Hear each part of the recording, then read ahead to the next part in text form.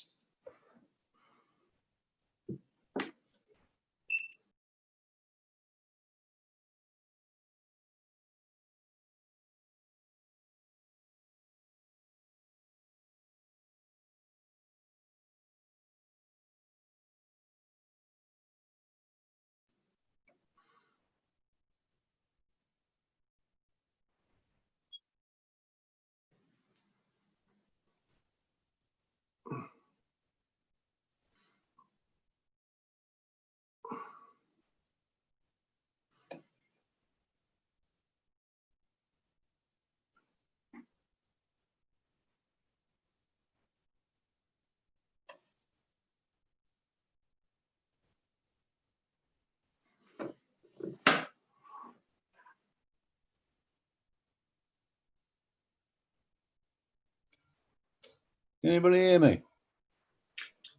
Yeah, you can. Is that Colin? Yeah, whoever that is, Colin. Oh, Jesus.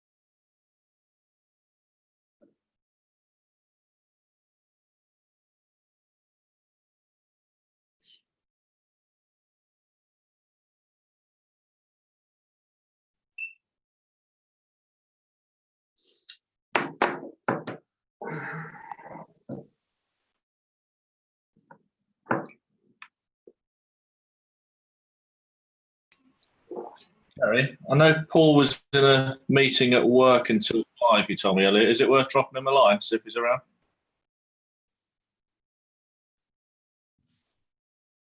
Hello, yeah, we're just resending him his link at the moment. Okay, thanks.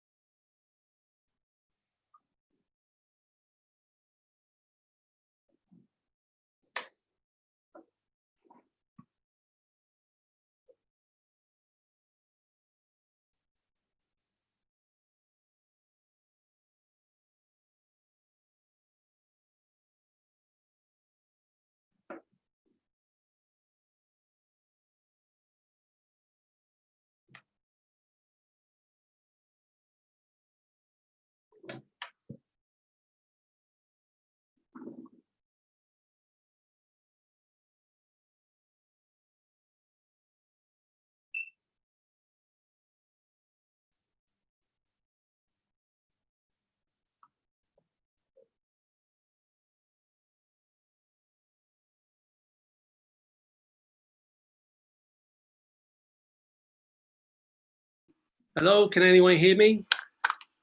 Yeah. Excellent. There's a few of us in.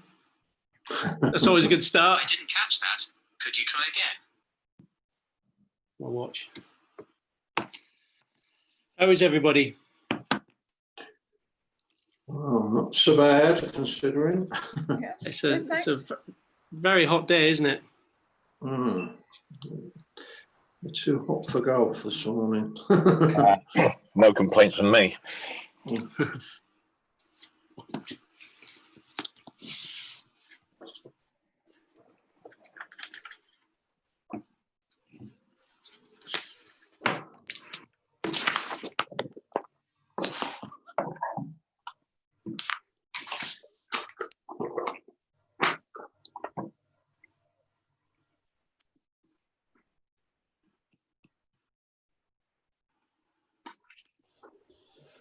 Councillor Gaskell, we are live on YouTube, so we're ready for you to start the meeting whenever.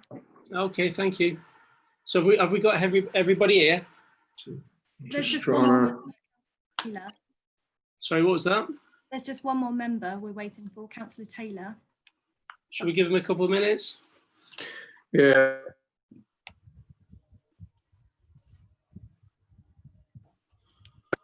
Yeah, Councillor Taylor does work, so he may be a few minutes at 5 o'clock if he's not heard anything. Okay, I mean, just while we're waiting, there is a reference here to if you do lose contact tonight, we have somebody from IT on standby. So there's a telephone number here if you just want to take it down. It's 01256 845 682. So that's 01256 845 682.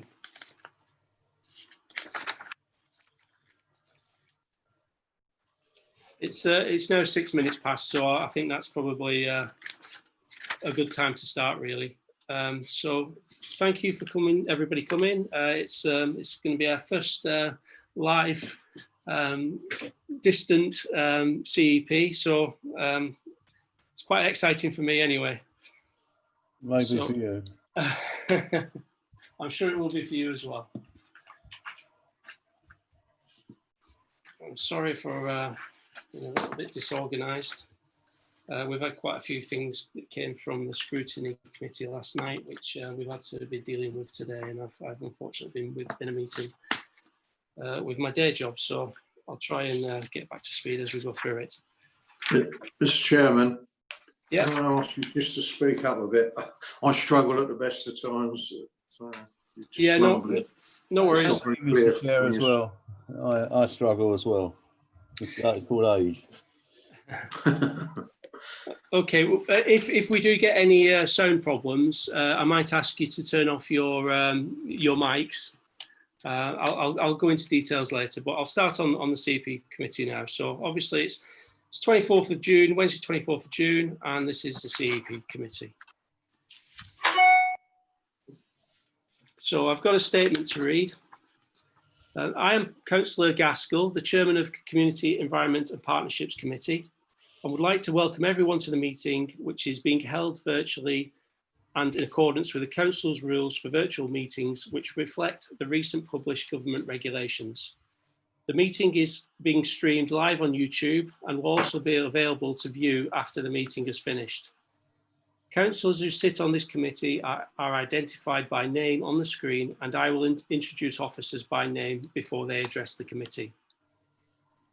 Councillors are reminded that although this meeting is being held remotely, they are regarded as being present in a meeting of the council, and they should observe the normal rules of behaviour under the Membership Code of Conduct and not allow members of the household to distract them during the course of the meeting. Can members ensure that their mobile phones are now switched off or are silent? Members of the committee will turn on their video links during the meeting and keep their microphones muted unless they have been invited to speak by myself as the chair. Members are reminded that if they switch off their video link or move away from the camera, they will be treated as leaving the meeting and will not be able to take part in any vote taken on the item under discussion. Members can indicate their wish to speak by raising their hands and should only speak when I, as chair, invite them to do so. The officers present will only switch the video link on during the item that they are presenting or where they wish to be invited to speak by me as chair. As chair, I will, excuse me, as chair, I will confirm the name of any visiting speaker at the appropriate time in the agenda who will address the committee by audio link. Councillors should declare that they are leaving the meeting and switch off their video link if they have a disclosable pecuniary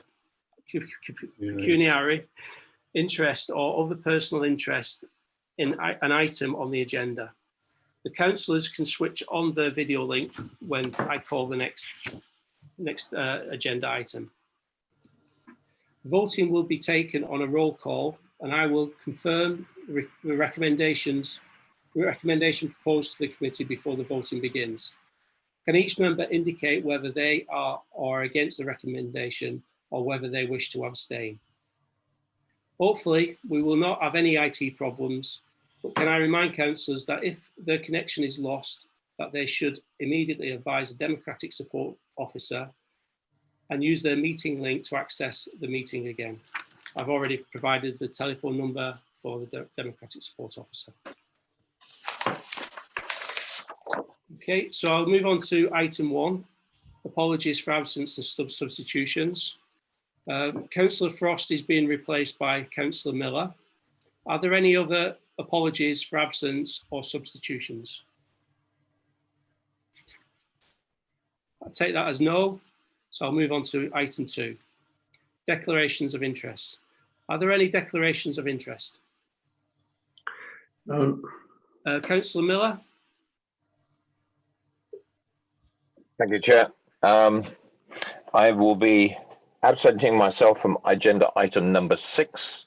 There are 3 active planning applications in connection with this particular subject, and I've taken advice from legal, and to avoid any conflict of interest, I will be absenting myself from that agenda item. Okay, noted. Can I just say as well, it's a very hot evening, so if you need to take some water or something, please do. If you feel you need to move away or whatever, just let me know, and we can have a bit of a break. So I'll move on to item 3, urgent matters. Are there any urgent matters?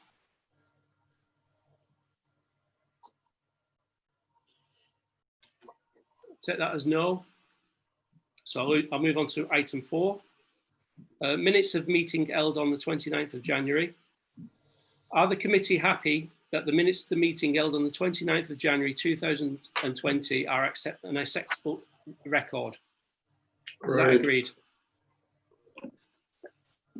Okay, Ellie, if I can ask you to send me a copy of the last minutes and I'll sign it and then return it to you after the meeting. Item 5. Tree appeal single panel issue. I'd like to confirm and approve the continued membership of the tree appeal panel, which consists of councillors M. Westbrook, P. Frankham, N. Robinson, and K. Carruthers. I've also received a nomination from Councillor Hussey for the vacancy. Is this approved? Agreed. Agreed. Agreed. Agreed. Right, I'll take that as agreed and move on to item 6. Referral from council. So at the meeting of the council held on the 27th of February, the following motion was referred. Yeah, sure. Can you just approve the reserve members as well, please? Oh, right, so I'll go back to item 5. The reserve members are for the tree appeal panel are councillors Westbrook, P. Frankham, N. Robinson, K. Carruthers, It's Councillor Capon and Councillor Potter that are the reserve members. Okay, so I've not got that on mine. Oh, sorry, yeah, sorry, it's on the top of this. Which one? So reserve members are Councillor Capon and Councillor Potter.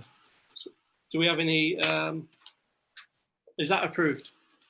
Agreed. Okay, so back to item 6.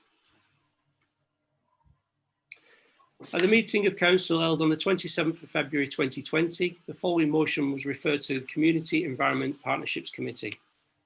Notice of motion, Basingstoke Town Community Football Club. This was proposed by Councillors Taylor and seconded by Councillors Cooper. This council believes that the Basingstoke Town Community Football Club has a bright future, if and only if it plays its home games in Basingstoke. This council stands 100% behind the Basingstoke Town Community Football Club moving back to Basingstoke next season, and will do our utmost to try and make this happen. This council asks Cabinet to expedite the release of appropriate S106 contribution in time to enable works to the Winklebury ground and to bring it to the level D standard, thereby allowing Basingstoke Town Community Football Club to compete in Basingstoke at Southern League Division 1 next season, thereby maximising its chances of survival. This council also asked that the report be brought before CEP committee and that CEP report to Cabinet on how the council may support Basingstoke Town Community Football Club to achieve a level C facilities to allow them to compete in the Southern Premiership League in the future using facilities equivalent or better than what is enjoyed at the Camrose ground. So the committee needs to agree how we wish to proceed with the recommendation. They can agree to request a report back, set up a task and finish group instead, or refer to another committee. If CEP wants a report back, they would need to be very clear what they are additionally seeking over and above what scrutiny have already received and discussed on the 23rd of June. Now, I've just received something from scrutiny, so I'll read that as well. The paper before the scrutiny committee yesterday evening was specifically to address the history of the Camrose Stadium and the Basingstoke Town Football Club. Tonight, the CEP committee will consider the motion put forward at the full council in February regarding how the council can support the football club to achieve grade C facilities. There is therefore a clear delineation between the scrutiny committee looking at the history of events and this evening's CEP committee looking at supporting the club moving forward. In response to the motion at full council, the Cabinet Member for Borough Development and Improvement confirmed a report would be brought to CEP committee, recognising the re-provision is part of a separate planning process and will be determined by Development Control Committee, but that an update on improvements to Winklebury and factual update on the planning process. I understand that members of Scrutiny Committee received a letter from the football club on the 22nd of June, which outlined a number of issues they are seeking to address moving forwards. I have been forwarded a copy of the letter and copies have also been provided to the CEP committee. I would like to take the opportunity to remind CEP committee that we received a report on the football club in July 2017. I would encourage the committee to build on the work already done in this report when we consider how we wish to receive and review the motion in front of us this evening. Members will also be aware that there is a live planning application for the Camrose site. I want to take the opportunity to remind the committee that planning issues must be assessed fairly on their planning merit, even when there is predisposition in favour of one side of the argument or the other. Avoiding predetermination or impression of it is essentially, and for this reason, it's important that the planning matters involved in a decision should not be discussed outside of the planning committee as a discussion making body for these matters. We will therefore not be addressing tonight's matter, which should be dealt with via the planning process. So do we have any officers to provide comment on that?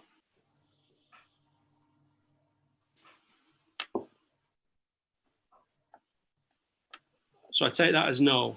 So from the committee point of view, we need to decide whether we want a report back, set up a task and finish group, or refer this to another committee. Would anyone like to speak? I've got Councillor Ian Tilbury only. So Councillor Tilbury. Ellie wants to speak. So shall we deal with Ellie first? Okay. We've got 3 public speakers on this item as well. Okay, right. So if we take them first, well, we've got 2 and 1 visiting member, Councillor McCormick. Okay, so first visiting speaker. So I've not got that on my list, Ellie. So who is it? Sorry. It is, the first one is Mr. Steve Williams. Can I ask Mr. Steve Williams to address the committee, please? Yes, I will do. The Community Club is a not-for-profit mutual run by its members. We are specifically required to add social, cultural and economic value to the wider community. That is why we run currently 9 junior teams, a successful educational academy, and are introducing girls and ladies football. We are grateful that the council is investing in Winkelbery Football Complex. This, together with 58,000 of our own money, enables us to return to the town, playing at Grade D in the Southern League Division 1 South. As to playing at the higher Grade C Southern League Premier and above in Conference South, as we did until 2016, Winkelbery is a temporary fix. It is already oversubscribed. It can't cater for our reserves and midweek teams, for example, and does not automatically allow progression beyond Grade C. The town has 2 football stadiums currently, and we contend that the status quo needs to be maintained for 3 reasons. The limitations at Winkelbery, the growing demand, including population projections and increased female participation, and the council's own Horizon 2050 vision, which promises outstanding sports facilities. We call on the council to formally embrace the 2 stadiums reality and to work now with partners and others to identify and progressively program an alternative site to the cameras. Such an approach represents not only good strategic planning, it enables opportunities and issues to be properly assessed. It also gives a clearer context to consider any Section 106 issues in relation to the cameras. Thank you. Have we got a second speaker? Ellie? Yep, the next speaker is Mr. Jack Miller. Hello, Mr. Miller. Can I ask you to address the committee?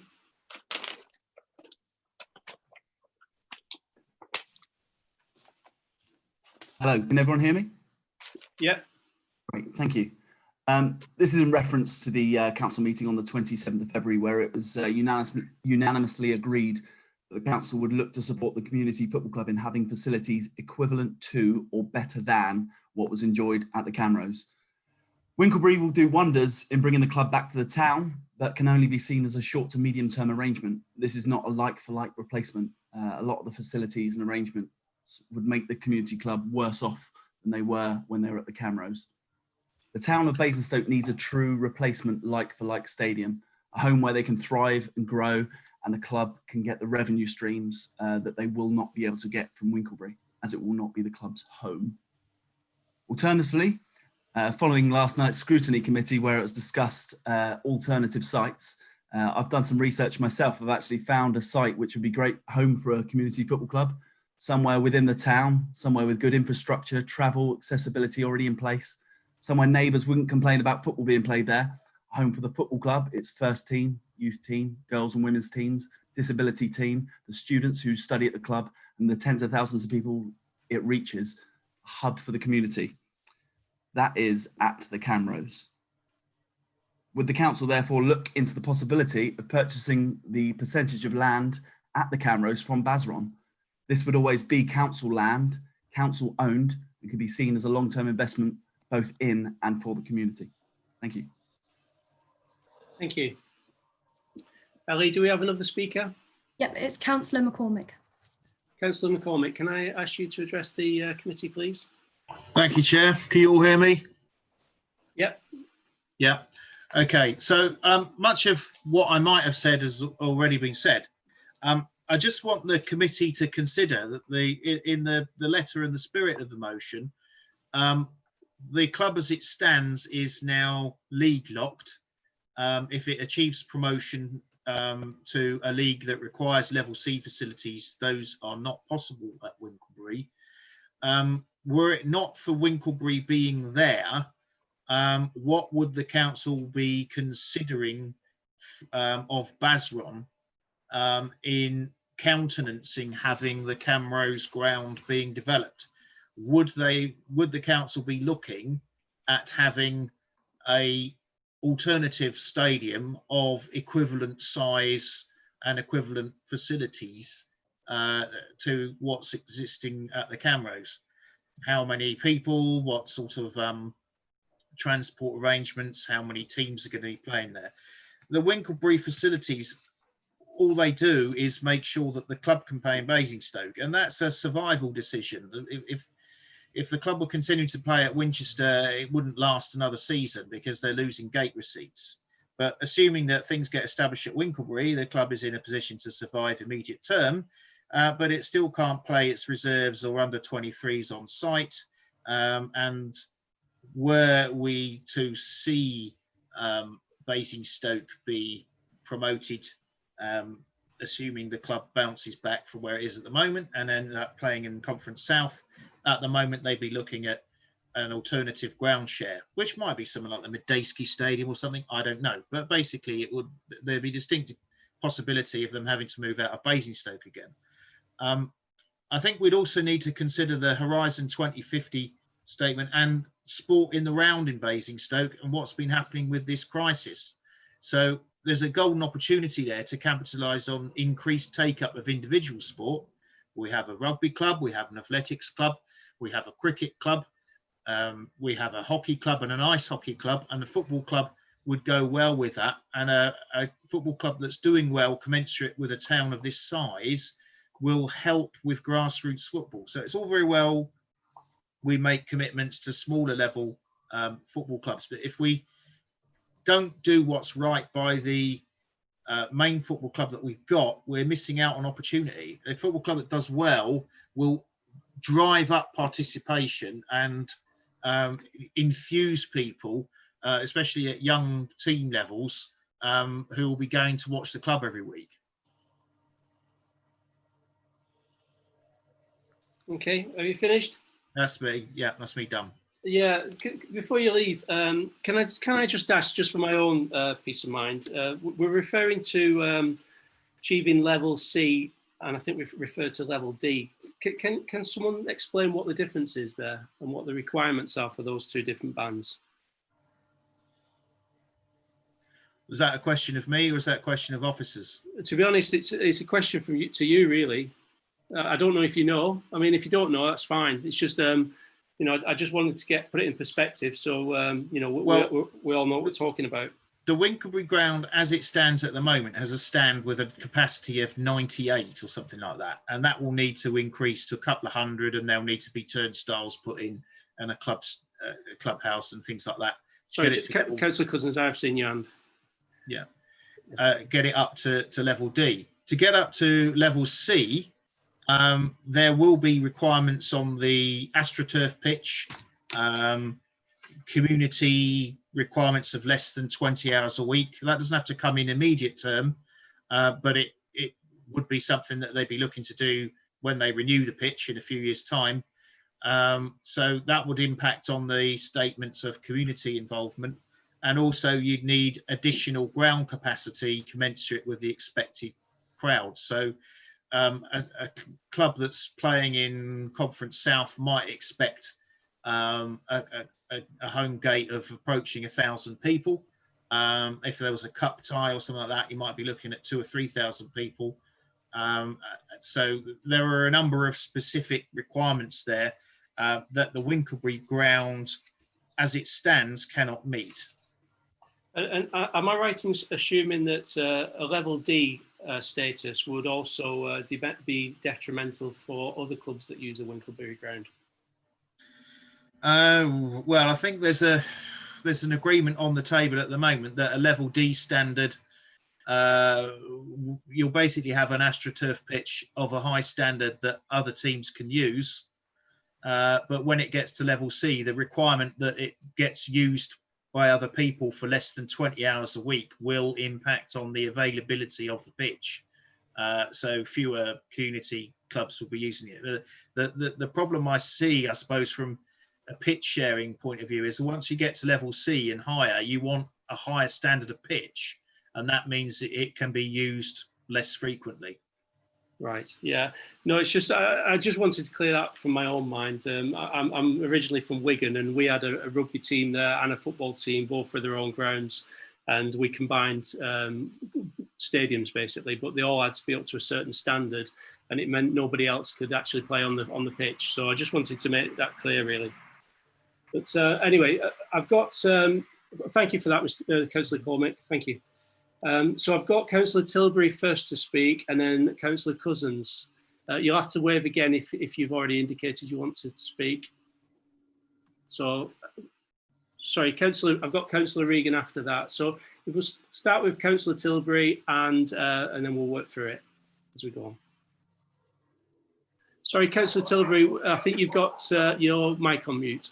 Yeah, it keeps going from one to the other. It kept cutting out last night at scrutiny, so I just kept disappearing. So we won't complain. Yeah, no, sure they won't. Yeah, no, I think the basic problem is, I think I sort of indicated last night, is we had a club a few years ago that was playing at a much higher league, and we encouraged them, along with the club owner, to look at building a new stadium, which would be achieved by basically releasing the equity in the Camrose. And we've now somehow ended up where they're homeless and they've got nowhere to play at the moment, unless they can go to Winkelbury, which we've got to spend some money on, but that isn't a long-term solution. Now, we've got to take some responsibility as a council, because we've encouraged them for a long period, not in recent years, this has gone on for over 10 years now, because of course we saw an advantage to releasing the equity in the Camrose, because our section of it was worth, very, depending on what it was used for, anything up to £800,000. Although no, it's apparently worthless, because they want to build a link road through there to access the development, which only benefits the land developer. So this is, I find this an incredibly strange situation for this council to be in, that we have actually collaborated with the owner of the club, who clearly has no interest in running the club anymore, to destroy the club. I mean, what on earth is going on? We've got to find an answer to this. And to turn around and say, after putting forward about 8, I think 9, 12, well, I forget how many sites were put forward by the council, that suddenly, actually, none of these are actually available now. We're planning to build about 6 football pitches on Many Down, barely a quarter of them are from the existing pitches at Oakley. Now, that would seem an obvious place to put them. Either that, or as I think Mr. Miller had suggested earlier, by the Camrose. The amount it was sold for wasn't that high, and it would have been a useful asset, particularly with a good club. And I'm also quite concerned at the sort of comments we see in this letter. If our leader is saying, well, they're basically just an elite sports club, if that's how he views Basingstoke Town Football Club, I mean, I think if you talk to people in Reading, they have a completely different view of their football club. They're very proud of that, what it's achieved, the way it's grown. And, they were fortunate to have a genuine philanthropist who sort of put money into the club there. Whereas in this case, it may have started off okay, but at some point, even the man who donated the land he'd probably be turning in his grave if he knew what was going on now. He intended this to last for 100 years. And here we are in a situation where we're actually colluding to allow the eviction of the football club from their own football ground. I mean, this is absolutely disgraceful. We need to sort something out. Thank you, Chair. Thank you. Councillor Cousins. Thank you, Chair. Initially, I was going to say in terms of level D and level C, it's determined on the level of which your club can play at. And quite clearly, if the club starts to succeed and it cannot improve the facilities at Winklebury, then we have a problem. And it's one partly, or certainly a hell of a lot of our own making, and we need to do a lot to resolve that. I wanted to ask a question of Mr. Williams, just in terms of local football at the moment, particularly non-league football, is incredibly vulnerable around this crisis, particularly around the finances. And I wanted to ask whether how the club was doing, first of all, that can it hold out until lower league football starts, hopefully later on in the year, when it can safely do so. If they can advise us that they can do that, that would be good to know. In terms of the options in front of us, what can we as CEP do? I think that we should have a report that says, look, how can we help the club go forward? But the one thing we can't allow that report to do is drag on for God knows how many months until, you know, everything is laid out all nicely, neatly and perfectly, and all that's needed to do is rubber stamping.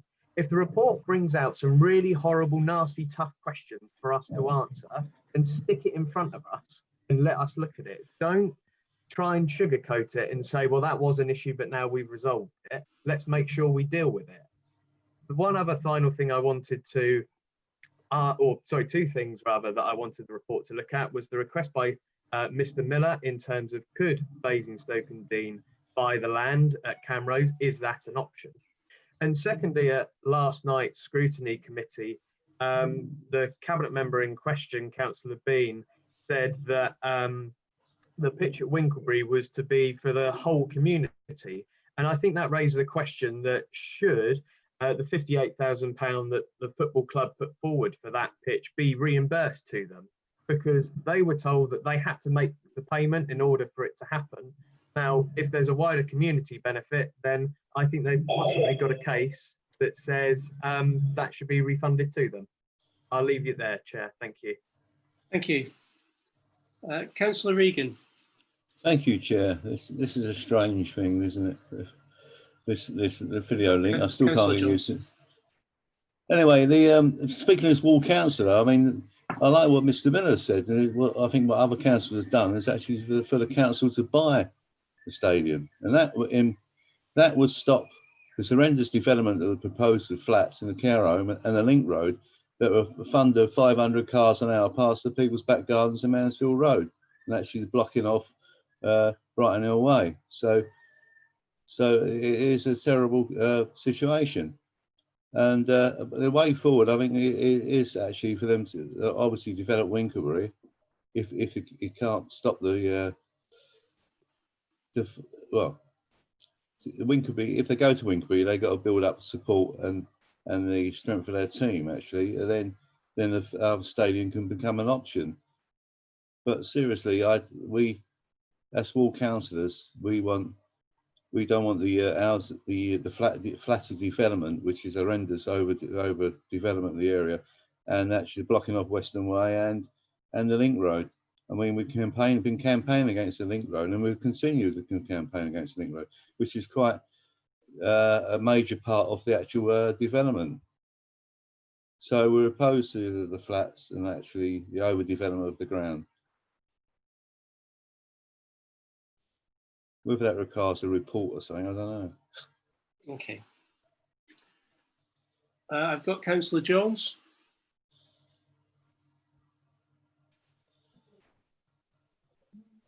Where am I? I'm here. Hi, yeah.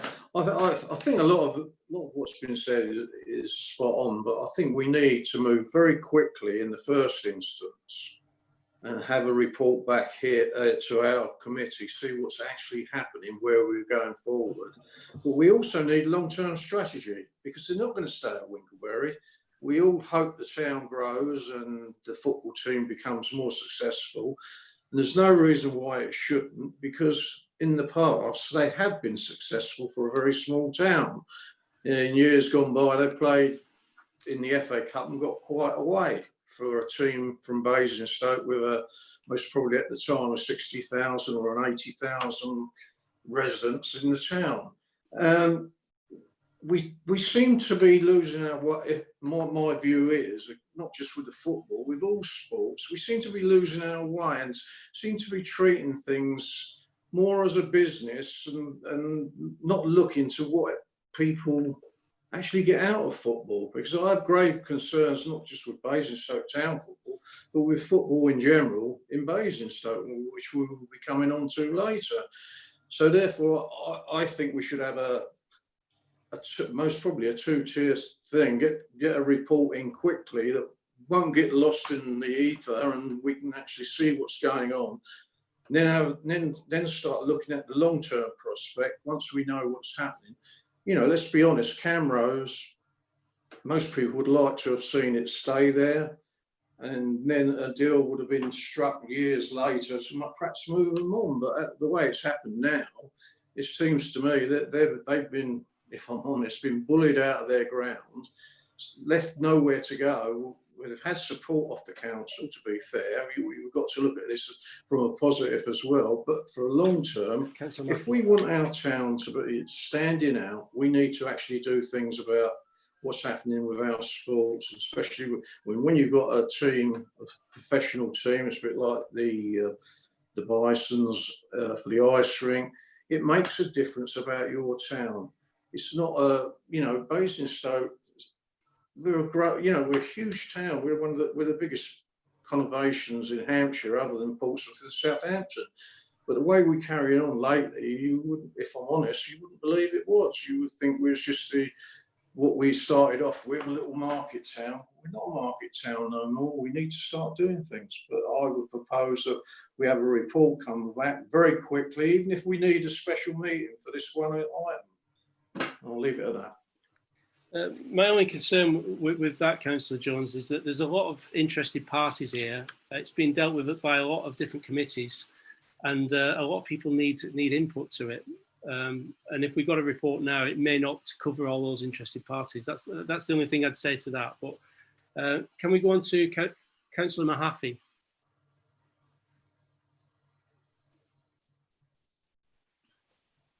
Thank you, Chair. Can you hear me? Yes, we can hear you. Yeah, apologies. My IT's playing up this evening, so I'm vanishing in and out. Just as a relative newcomer to this, I do feel we're sort of going over an awful lot of old ground here, and I'm feeling that I'm sort of suffering from a paucity of information. The question in front of us is not to discuss whether or not we support or don't support the football ground. We clearly do support the football club. But the question before us is whether or not we want a report. Now, the only issue I have with that is, yes, I would certainly like more information because I am poorly educated on this subject, but I am aware that there's, as you said, Chairman, there's an awful lot of other committees that are looking at this. I'm very happy for the CEP to look at it, but I would like some sort of update on the work that's already been done, or some sort of aggregation of the other reports that I know are floating around. And clearly that's got to be in a way that doesn't impede the planning process as well. Okay.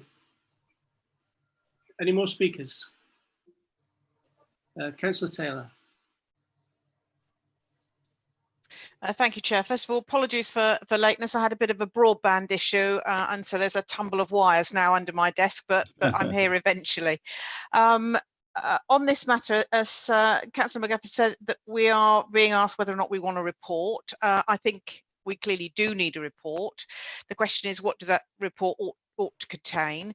A variety of committees have looked at it. I was at a scrutiny meeting last night. Scrutiny's only concern was about the history of how we got to where we are now. So it may well be that a lot of the questions about that could be answered by reading the report that's on the agenda for the scrutiny committee, we don't really need to have many meetings to recover that information because it's already there. What we do need to do, though, is have the report that addresses the central issue, which is how could the council support the community football team to achieve level C facilities. You know, that's pretty straightforward. There must be a number of options and different ways of doing that, whether that's staying where they are with massive enhancements, which I understand is probably not possible, or whether it's a different ground. I mean, there must be a number of options, and therefore that's the first consideration for any report, is to answer that question. How does that occur? What are the potential options to achieve that? We know where we are now. That is well documented and it is recorded. The issue now is that we have an understanding that Winklebury will never provide a solution to enable them to play at level C, and therefore that's the next thing that we have to look at, is what are the options and would we be prepared to support them in those options. Now, without wanting to get too involved in the planning aspects, there is a time issue, as mentioned by Councillor Jones, because those options could or might be impeded or because of the planning, or might be, or that the potential options might in fact inform that process in terms of what the amount of the section 106 ought to be. And therefore there has to be an acknowledgement of the need to proceed at pace in terms of looking at the options, so that that information is not lost in that process. Now, the problem is we don't have another meeting till September. That is way too late in these circumstances, because I suspect all the planning issues probably get squeezed in before there somehow. And so I think we do need a report on the potential options and how to look forward.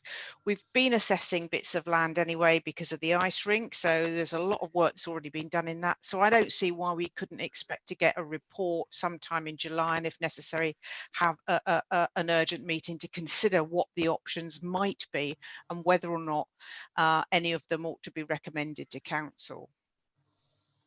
Okay. Councillor Mahaffey, did I see your hand go up? No. Okay, so anybody else? Oh, sorry, Councillor Vaux. Thank you, Chair. I'm going to admit to being slightly confused here, because I thought we were debating a motion which was about whether we asked for a report about upgrading to grade C, and yet a lot of the speakers have been talking about a second football site. So I think we need to be really, really clear about what we're asking for. Whether, if we ask for a report, what it is we're asking that report to do. Is it one or other or both? And what I thought I heard, Chair, from your opening statement was that we need to be really, really careful about getting in the way of the planning process. So I'm also struggling with, yes, we absolutely do want to support football in Basingstoke, absolutely. My understanding from previous CEP meetings was that there is an expectation in the planning process, including Sports England taking responsibility too, to have a like-for-like replacement for Camrose. So would it actually be premature for us? This is a technical question that I don't feel as a councillor I have the answer to. Is it premature and in fact perhaps undermining the planning process to ask about how we bring Winklebury up to the standard that actually we've been promised is going to happen as part of the planning process? I don't know if I'm making sense there. So I'm a little bit concerned that we might be treading on the toes of the planning process, and I would like that assurance that we could do this without having that problem. And I think Councillor Mahaffey's request about the report, that sounds like that's going to happen at scrutiny from what Councillor Taylor was saying. So perhaps that's being catered for there. Anyway, back to you. Thank you. Sorry, Councillor Taylor, was you wanting to speak again? Yes, please, if you wouldn't mind, Chair. Scrutiny has already considered a report, and that report was limited because of the nature of what went from the request from full council to go to scrutiny on an examination of the history of what has happened and where we are.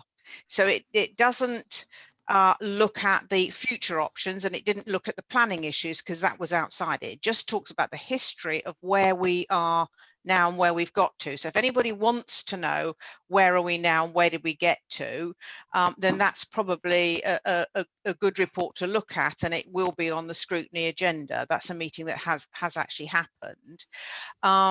In terms of looking at this issue of a like for like, this is where the doubt, I believe, comes in, and other colleagues might be able to help, but my understanding is that Winklebury cannot be brought up to a like for like standard.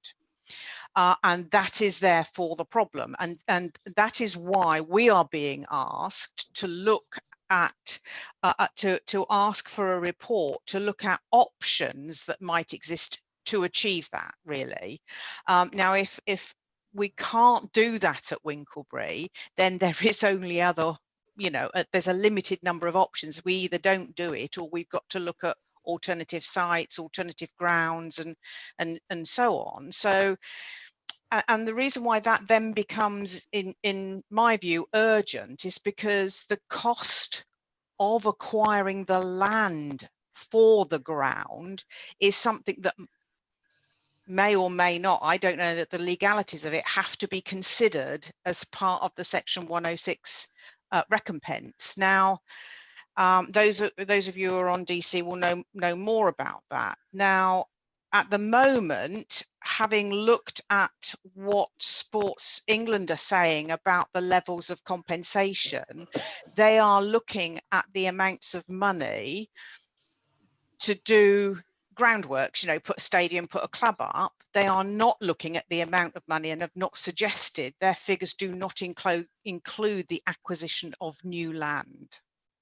And that's why these things have become, I feel, a bit of a chicken and egg on time, and why we need to move a little bit faster than perhaps we might like to in terms of understanding what the options are, because they might also inform the other processes. Thank you.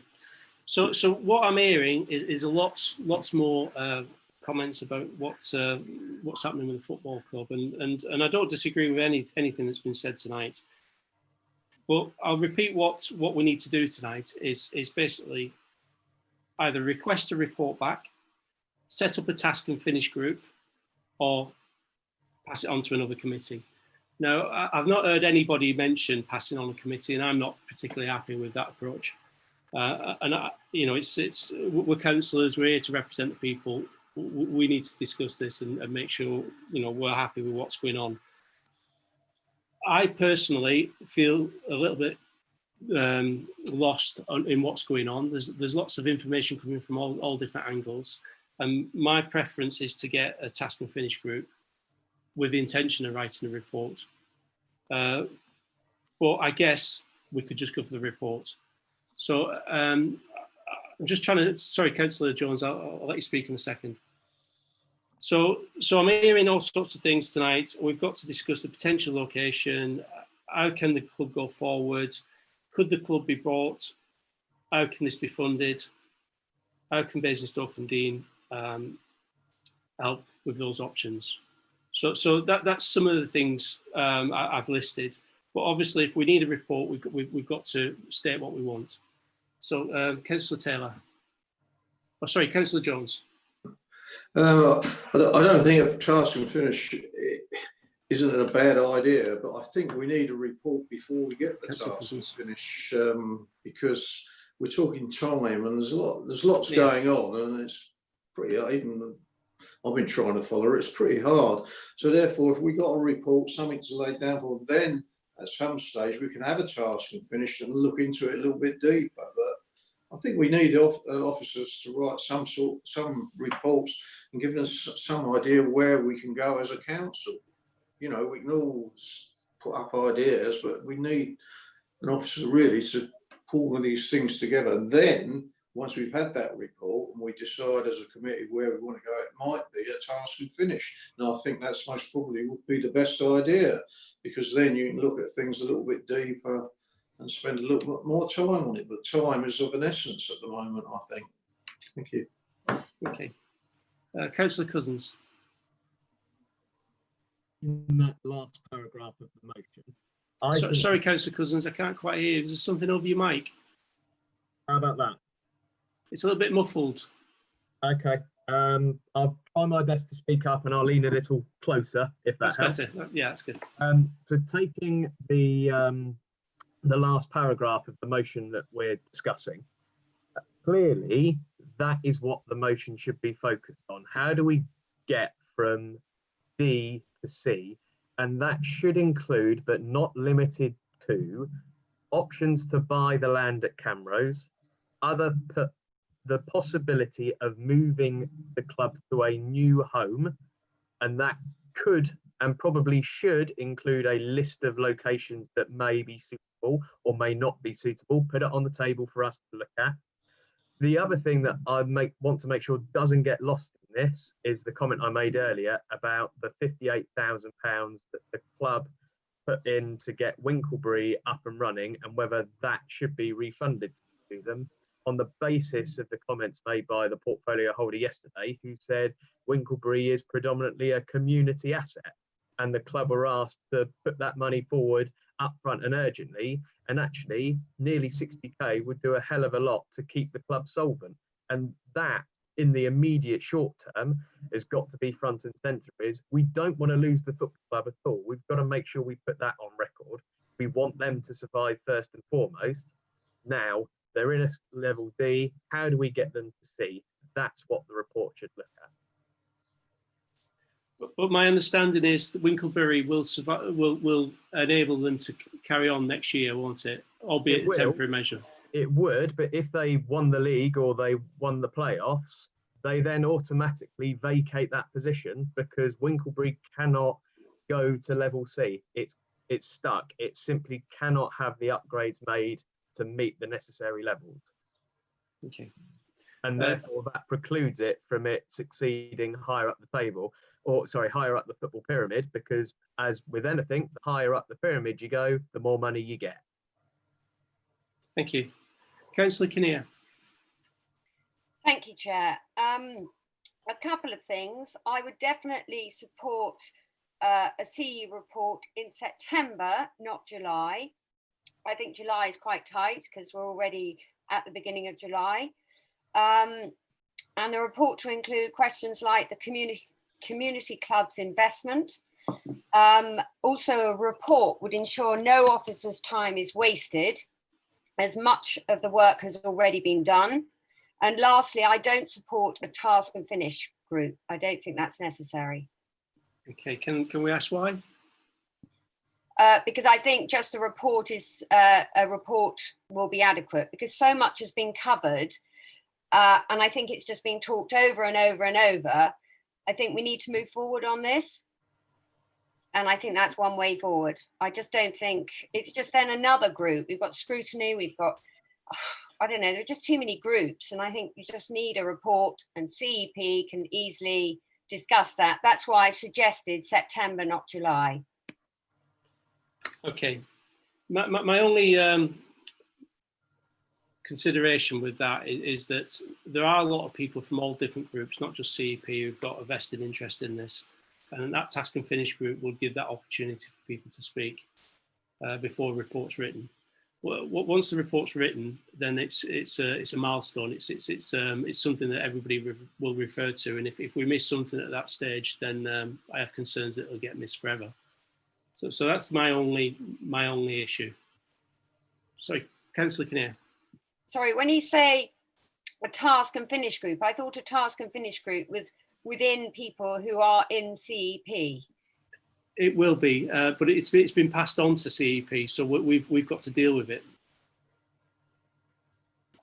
So I guess we've got to go for a vote.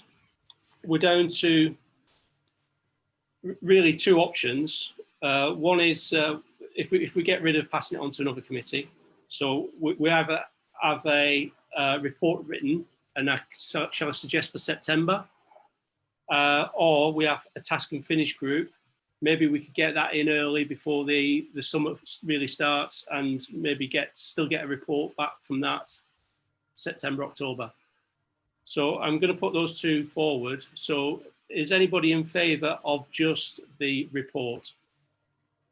In favour. So I've got Councillor Regan, Ickling, Kinnear, Hawkes, Jones. Well, it's unanimous. Yeah. So the committee decides for report in September. Thank you. Okay. Right. Does anybody want to drink? Oh, sorry, Councillor Cousins. Can't hear you. Sorry, Councillor Cousins. I was going to say maybe we say no later than September. So if it could come forward in July, probably unlikely, but if it was ready in July, I think we should talk about it in July. I certainly wouldn't want it to go past September, but on the off chance it can come forward early, I don't think we should restrain ourselves. So shall we suggest the start of September? Go on then, we'll compromise. Yeah, I mean, I'm just thinking people are probably going to get holidays if we can go on holiday. But there might be a sudden rush in August for holidays, so we've got to be realistic.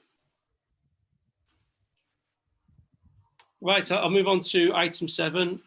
Does anybody want to get a drink or a bit of a break from that? I'm not seeing anybody. We'll move on to item 7. So this is an update briefing note on the leisure park and the ice rink. We've got officers Ian Ball, Kate Dean and Jonathan Banham. So can I invite the visiting members to speak? Have we got anybody who would like to speak? Yeah, I think I signed up for this one. Okay. So with all the discussions about the football club, it's tempting to kind of lose focus on the ice rink, which did have some very urgent requirements for replacement of the ground. Now, my understanding, based on the paper in front of us tonight, is that things might have taken another turn and that we're now no longer looking at a temporary ice rink or alternative ground, but looking at doing something with the existing ground. Now, what I don't understand is why we're looking at this now and why this wasn't considered before. There may be some kind of opportunistic development on this because of the COVID crisis and the fact that sports are currently suspended. But any work on an ice rink is, not a trivial undertaking. And my understanding was that we'd had permafrost where the sheeting had ripped underneath and heave on the stand. So quite substantial work would be required to the rink itself and to the foundations of the building and the structure of the building itself.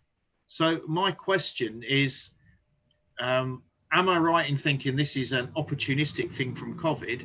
And if it is, then I would suspect that the ban on sport would be lifted long before any remedial work would happen on the ice rink. So what are the ice users going to do if this is the case? Are we looking at having an ice rink out of action for several months with no temporary replacement? And that's the end of my submission. Okay. Thank you, Councillor McCormick. I probably should have asked, and I think I meant to ask, was there any officers that needed to speak first? So it's Kate Dean, Project Director. I didn't need to speak first, but I'm happy to introduce the paper and take Councillor McCormick's question. Yeah, sure, please do. Okay, thank you, Chair. The paper is a brief update following the last CEP in December, where we gave a commitment to undertake some surveys on the rink. it wasn't the council's obligation to do so because the rink is owned by private investor Standard Securities and operated by Planet Ice. We got approval from Planet Ice to undertake a survey on the frame and the roof in anticipation of that forming part of a larger suite of surveys. Planet Ice did not want further surveys done on the pad to identify the extent of the permafrost or work on the plant. We've subsequently had conversations with both Planet Ice as the operator and Standard Securities as the owner. I think we've made good progress, and Planet Ice have agreed to undertake the necessary surveys on the pad to determine what's happening with the permafrost under the pad. So they are ongoing, and we are expecting the results back by hopefully the end of this month, so we can report further after that. In addition, the council have appointed some ice rink specialists, a firm called Ice Tech, to advise on what is an appropriate remediation strategy for the rink. So they are very much part of the process with Planet Ice. I think just the other point then to pick up on Councillor McCormack's question was that there has been a change really due to what's happened with the position with the redevelopment of the leisure park. The development was subject to 2 legal challenges that have taken quite a while to deal with, approximately 18 months, but the final court settlement was signed, sealed and delivered earlier in the week. So what we've been able to do is give Planet Ice and Standard Securities a commitment to the ice rink staying in its current location, potentially as part of the long-term redevelopment of the leisure park as and when that is brought forward by New River. Okay, thank you. Do we have any more public speakers? Okay, I'm going to open it up to councillors. Any questions? Councillor Jones, I've got Councillor Jones, Councillor Taylor. So Councillor Jones. Basically, how long, if they're going to revamp the ice rink, how long will the ice rink be out of action? I think that one of my colleagues might have some more information on it than me, but if it's out of action, what we were trying to do in the first place was to keep the ice rink going on a temporary ice rink. And it seems to me we seem to have forgotten that, because what we don't want to do is 2 years, 18 months, 1 year to revamp the ice rink, and then we lose what we've already got yet again. We need, you know, it's good for the public and it's good for the ice hockey team for Basingstoke. We need to keep the rinks, or a rink, open. And that's where I'm a bit concerned that if they do revamp it, that's fine. And if it doesn't take long to revamp, but when they're rebuilding the leisure centre, I assume they're going to be knocking buildings down and doing everything. So will it be accessible by the public to go to the ice rink because that's been revamped? They're the questions I think that need answering. Thank you. Okay, thank you. Councillor Taylor. Thank you, Chair. I've got a couple of questions, really, and an observation.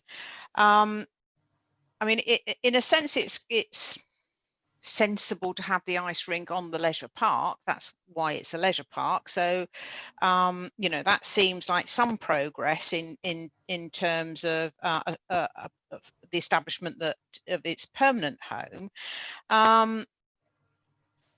There are some issues around the temporary, still needing a temporary facility. It might not need to be as all whistle blowing as before, because previously it was thought that because of the total redevelopment of the site and the entire loss of the existing rink site, that we could be looking at 8 to 10 years before that there would be a slot for the ice rink to be rebuilt in the leisure park. If we're talking now about simply refurbing, which sounds, you know, quick, but actually depending upon what is found, it could take 2 or 3 years to undertake the necessary refurbishment and repairs. And in that time, there will be no ice in Basingstoke. And I've had some, you know, a large number of representations from the ice rink user group and from various ice clubs that use the ice rink, that it will be very difficult for them to be sustained and survive, and some of them will simply wither and die if they don't have any ice facility for, say, more than 6 months. It's unlikely that they would sustain themselves. Now, there is a possibility, and other councils have done this, to excuse me, to have what we would a temporary site, which might have been more in keeping with what we originally thought a temporary site would be, that would last, say, 2 to 3 years. And they don't have to be quite as demanding. The Bison could for a season play all its games away, but that it could be a smaller temporary facility, much easier to put perhaps in the top car park, for example, that would enable all the other kind of ice to go ahead. And I've been made aware of the fact that other councils have followed that route, some by getting Planet Ice to do the temporary ice rinks, and others by the council doing them together with the users group, and they've apparently been quite profitable, something we might want to consider. So there is that issue of how long are these refurbishments likely to take, and irrespective of the fact that we've said it's going to stay there, does not mean that we don't still need a temporary ice rink to survive in that interim period, so that all those clubs don't get lost. But it just doesn't have to be at the kind of standard that we were looking at before. It could be very different, and could easily be accommodated, or much more easily be accommodated. So I think actually it's really very important for us to have a clear idea of what these refurbishments are. So I'm really trying to say we need to not to lose sight of the fact that a temporary rink is still going to be required, irrespective of whether or not we have ruled out those other locations, but that the intended temporariness could result in a very different, less permanent sort of structure that would be much easier to place somewhere. And so I think we've got to keep our eyes on that. And I would strongly advise officers, or request that they do this, that they make contact, particularly with Milton Keynes Council, not Planet Ice, but the council, because in Milton Keynes, the council and the user group created their own temporary ice rink. And my understanding is that that was quite a profitable venture for all involved. And so I think that it would be quite useful to make a connection with Milton Keynes Council to ask how they did that and how they progressed that. I understand Slough Council is another council that took that kind of route, whilst there were temporary repairs going on, and so on. So I think that we mustn't lose sight of the fact that whatever repairs take place are going to take a long time, 2 to 3 years. We still need some sort of temporary facility. It may not need to be as magnificent as what has been suggested, but it is doable. There are examples with other councils, and I would ask that officers seek out those councils to ask how they did it and what the issues were. The other thing that I would really like to know is, it's great news that we've managed to have our structure survey done in March on the frame and the roof, but what was the result of that? And I think we really need to know. Have we got any officers who can respond to Councillor Taylor's questions? Chair, Kate Dean again.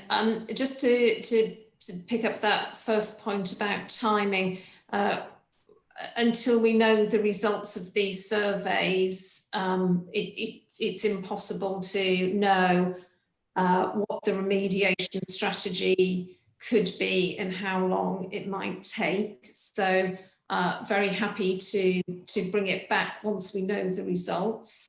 And then in terms of the other points, obviously most ice rinks are in private ownership, as is this one, and that's a sort of commercial point really for the operator. Okay. Have we got an idea how long it will take to get these reports back? The anticipated timescale is for the end of the month. We spoke to the operator and owner earlier in the week, and that is still their anticipated date. Okay. Any more questions? I've got Councillor Kinnear and Councillor Cousins. Councillor Kinnear. Thank you, Chair. A question for Kate Dean, please. When the technical specialist consultants have come back with their report, presumably they're going to say how long everything will take. So for instance, we all know that the ice rink has got a problem with the dome. So when they look at that, they'll obviously give a time scale as to how long it would take to do the repairs, etc., because then we could move forward whether we discuss temporary or whatever. But until we get those results, we can't really start discussing temporary ice rinks, etc. There may not be a major problem. It may not take much time. Surely we need to just wait until we get this report and the time scale before we can move forward. Yes, that is the intention, that that information will be available. Okay, anybody else? I've got, sorry, Councillor Cousins, and I've got Councillor Taylor after that, and Councillor Carruthers. Thank you, Chair. I think clearly the indication is that whatever work needs doing, it's not going to be a 6-month fix. It's going to be 24 months plus. And I'd really like to try and get to the bottom of, which is what Councillor Taylor was trying to do, was what's the fallback? If the surveys come back and say it's more than 12 months, it's more than 18 months, it's more than 24 months, what are we going to do? What are we proposing to do? Or is the Cabinet's position to sit on its hands, wait until the last minute, realise that there's a load of objection, and then knee-jerk into something? I don't really want that to happen. Don't think the ice users really want that to happen. I think we'd like a little bit of forward planning to say, this is what we've got in the back pocket. Can we be assured that we've got something in plan? And even if for commercially confidential reasons or anything like that, even a little flirtation of this is what we've got planned would be really good to hear. Thank you. Okay, thank you. I've got Councillors Taylor, Carruthers, Kinnear and Miller. So Councillor Taylor, please. Thank you, Chair. I am quite sure that the ice rink users listening into this will be horrendously disappointed, because this sounds exactly like a conversation that we had a year ago. Oh, it's a commercial enterprise. Nothing to do with us, move along, nothing to see here. Now, we actually went through a process, and we've had lots of public interest in this, and then a clear understanding was developed that actually it does matter and we do have a part to play in this, even to the point of us actually finding land for a big temporary site. Now suddenly it's beginning to sound to me, and probably to all those ice rink users, that we've totally backpedaled from that, and we're now washing our hands and saying it's a private concern, nothing to do with us. I'm really disappointed about that. I thought we'd achieved quite a lot so far, and I just feel that we've gone completely backward. And what Councillor Cousin says is absolutely right. And we've had that conversation in committee before, the need to actually, you know, work like a Gantt chart, that you can actually go off on a number of tangents and bring them all together at the end. We know with some certainty that we are looking at 2 to 3 years based on the amount of time it takes for repairs to occur, and historically in other ice rinks. We know surely what the situation of the frame and the roof is, because you've said that that survey was done in March. That's a couple of months ago. So I'm assuming you have an idea of what the issues are about that. And I would ask that that report is circulated to us, because it's our report. And I'm disappointed that it was the result of that wasn't summarised in what we've got here. So I'm you know, I am really registering a protest here on part of the ice rink users, that we seem to be going backwards. It's not a particularly onerous task to write to the councils of Slough and Milton Keynes and ask them how they manage this temporary situation and what ideas they have. You know, it's an idea gathering thing so that we have some things in our back pocket if we have to go in a different direction. It's not a massive survey report and all this. We've already looked at different bits of land and so on. So I don't see why we can't ask those councils for information about what they did. That, you know, it's a really good idea, isn't it, to learn from other people and how they managed. And I think we have to accept the fact that if there are to be extensive repairs, and we already know that from the surveys we've already had, that it is going to take quite a bit of time.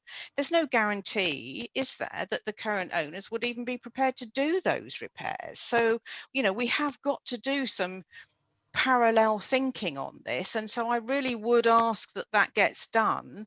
Otherwise we're just taking a complete step backwards, and I would ask that we get some feedback on the outcome of the survey that was done in March on the roof and the frame. Can I ask one of the officers to respond to that, please? Yes, certainly. And just to pick up on the point of the ICE Users Forum, I've been in regular contact with the chair since March onwards, when we were intending to do a full suite of surveys. So the chair is fully briefed on what's happening, and her reaction is that it feels like we are making positive progress. On the point of the survey, it was intended to be part of a comprehensive suite of surveys, and Planet Ice, as I said earlier, were not supportive of the full suite of surveys being done, and we need to have the full suite of surveys before there is a complete picture on what's happening on that building. In terms of engaging with other councils, as I mentioned earlier, we've appointed a company called Ice Tech as specialists, and they are able to give us information on what other councils have done in terms of delivery of ice rink solutions. So that too is in hand. Right, I believe we've already spoke to Cardiff Ice Rink as well, and I think Leeds was mentioned by Ian's predecessor. That's correct. So Mike Bovis, who did run this project until last October, had those discussions with Cardiff, and I understand did a site visit. So I think the information around Cardiff's well known. Councillor Taylor, you seem to have objections against that. Yes, I do. If I could just make a correction on that, Mr. Bovis did go to Cardiff, but he did not engage with Cardiff Council at all about what they've done at all. He went to visit the site with Planet Ice representatives.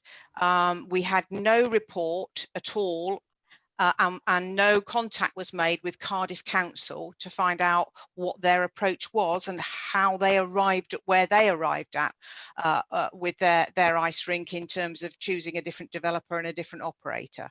So that actually wasn't done at all. What was done was a site visit along with people from Planet Ice to look at something Planet Ice had done. Okay, so would it be a fair statement to say, could we ask for this third-party consultant to look into councils who have ice rinks in their area, best practice councils? Indeed, yes, certainly. Thank you. I'll move on to Councillor Carruthers.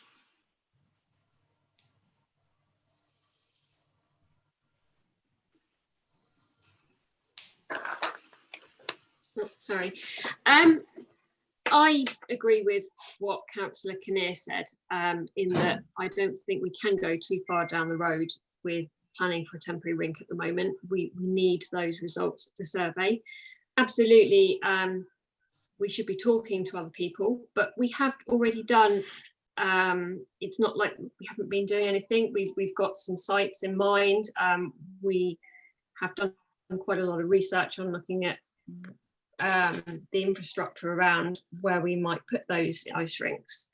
So I think absolutely it's imperative that we need the reports. And what I'd like to know is, why is it that Planet Ice refused the survey on the ice itself? Do we know why they refused that? Can we put that question forward to officers? Yes, indeed. At the time, this was sort of pre-COVID and the ice hockey season was still ongoing. They were in discussion with the Ice Users Forum about when would be a sort of potentially suitable time to do it. And those discussions were sort of preempted by COVID and the rink being closed.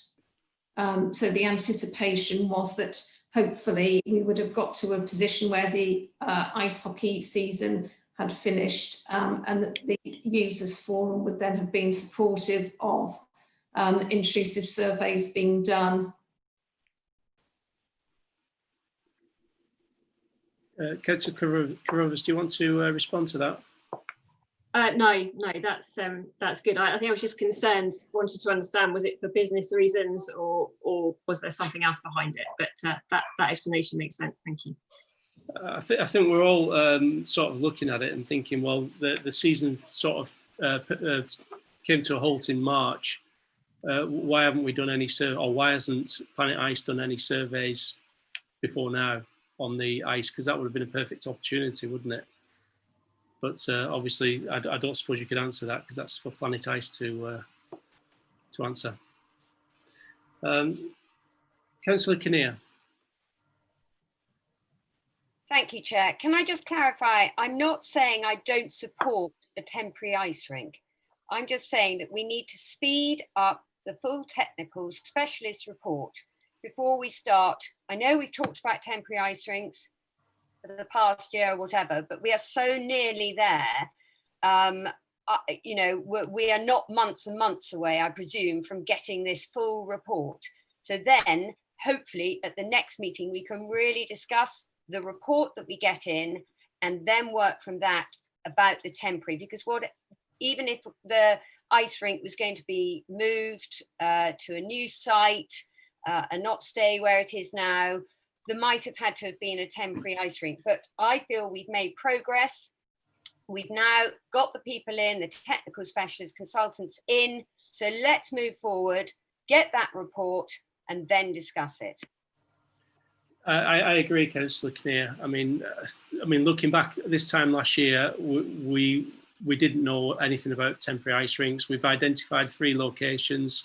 We've got provisional costs for those 3 locations.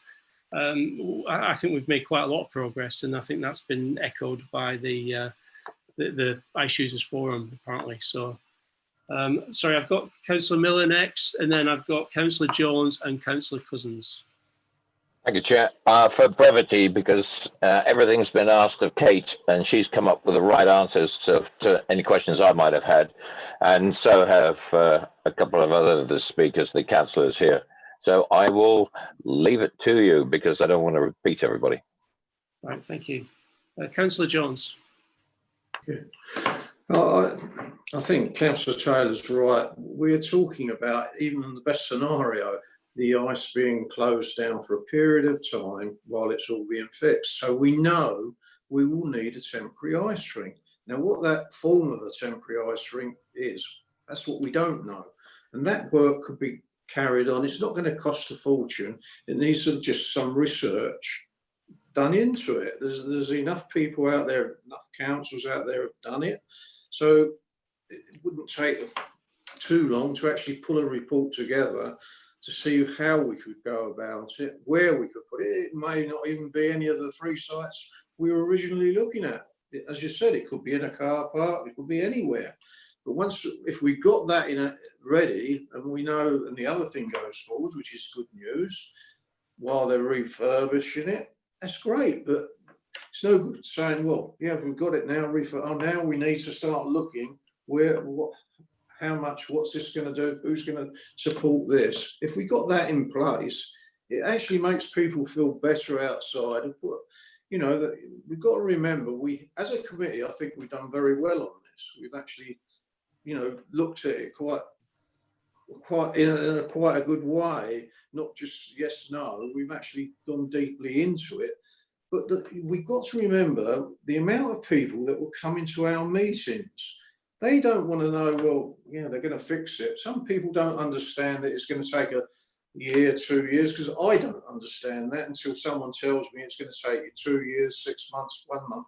Once we have that, but if we've got something in its place, at least people know that we actually are going to do something about our ice in Basingstoke. My only concern with that is that we have gone through quite an extensive study in finding trying to find a temporary location for an ice rink. We've come up with costs, and they were considerable, and nobody's coming forward to pay for those costs.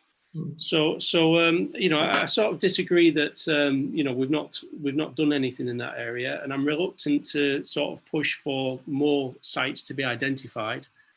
But you know, that's not for me. That's just my opinion, I guess. Can I just come back on that? Yeah, please do. Yeah. It is, as I understand it, and perhaps Councillor Taylor can explain a little bit more. What's being said, it's not the sort of temporary ice rink we were looking at. It might be something different. It may not cost as much, may not this. I don't know, but we don't know, so we should find out. And if it made money for a period of time, it's not a bad thing for whoever puts the money forward, and we might get people to actually sponsor it and go forward partly with the council. I don't know, but if we don't do that work, we'll never know. Or if we suddenly come up and find out once we get all the reports that, oh yeah, it's going to take 2 years, and then we start, there could be a lapse in where we actually put things and how we go about it. That's what I'm saying.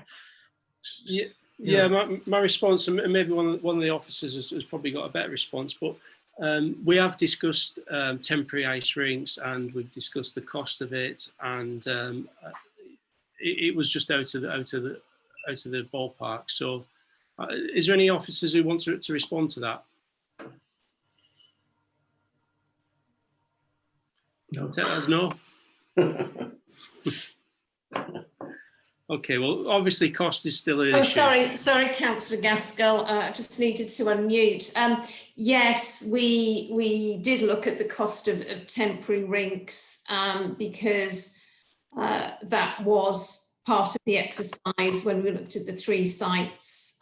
We took a brief from Planet Ice and we appointed a company called Stride Treglowan, who did some designs and some costings, and they were brought to CEP earlier. So we have done that piece of work. Yeah, so we sort of moved on from that, and now we've got into a position where the initial structural survey, which was identified it as almost being condemned, is now not as big an issue as what we first expected. So obviously somebody decided that the movement caused by the ice on the steelwork isn't as big a problem. So we could probably move on and sort of keep it on the leisure park. And I think that's been accepted by everyone. What I'm reluctant to do, and what I'm trying to get at, is that we've explored temporary ice rinks.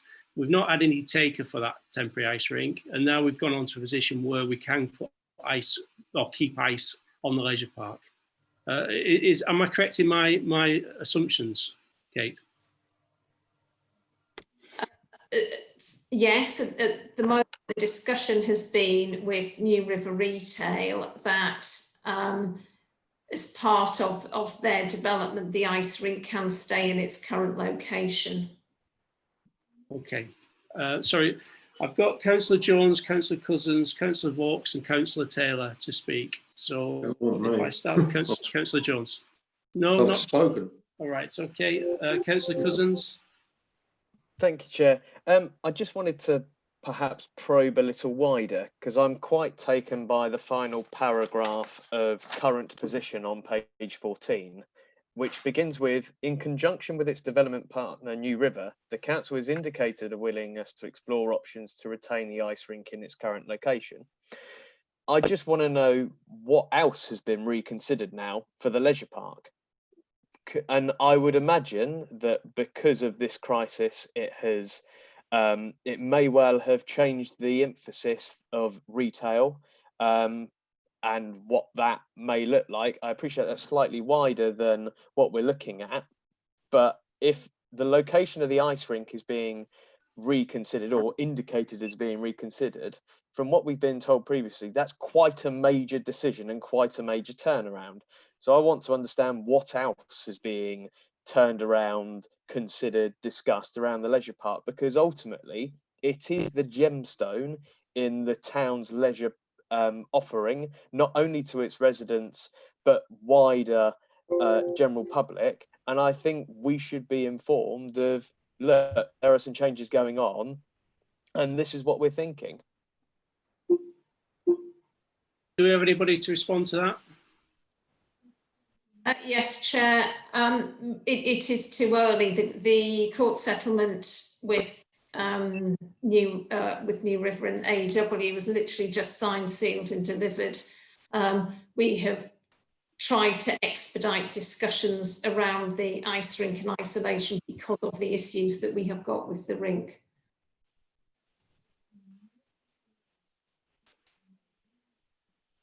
Councillor Vaux.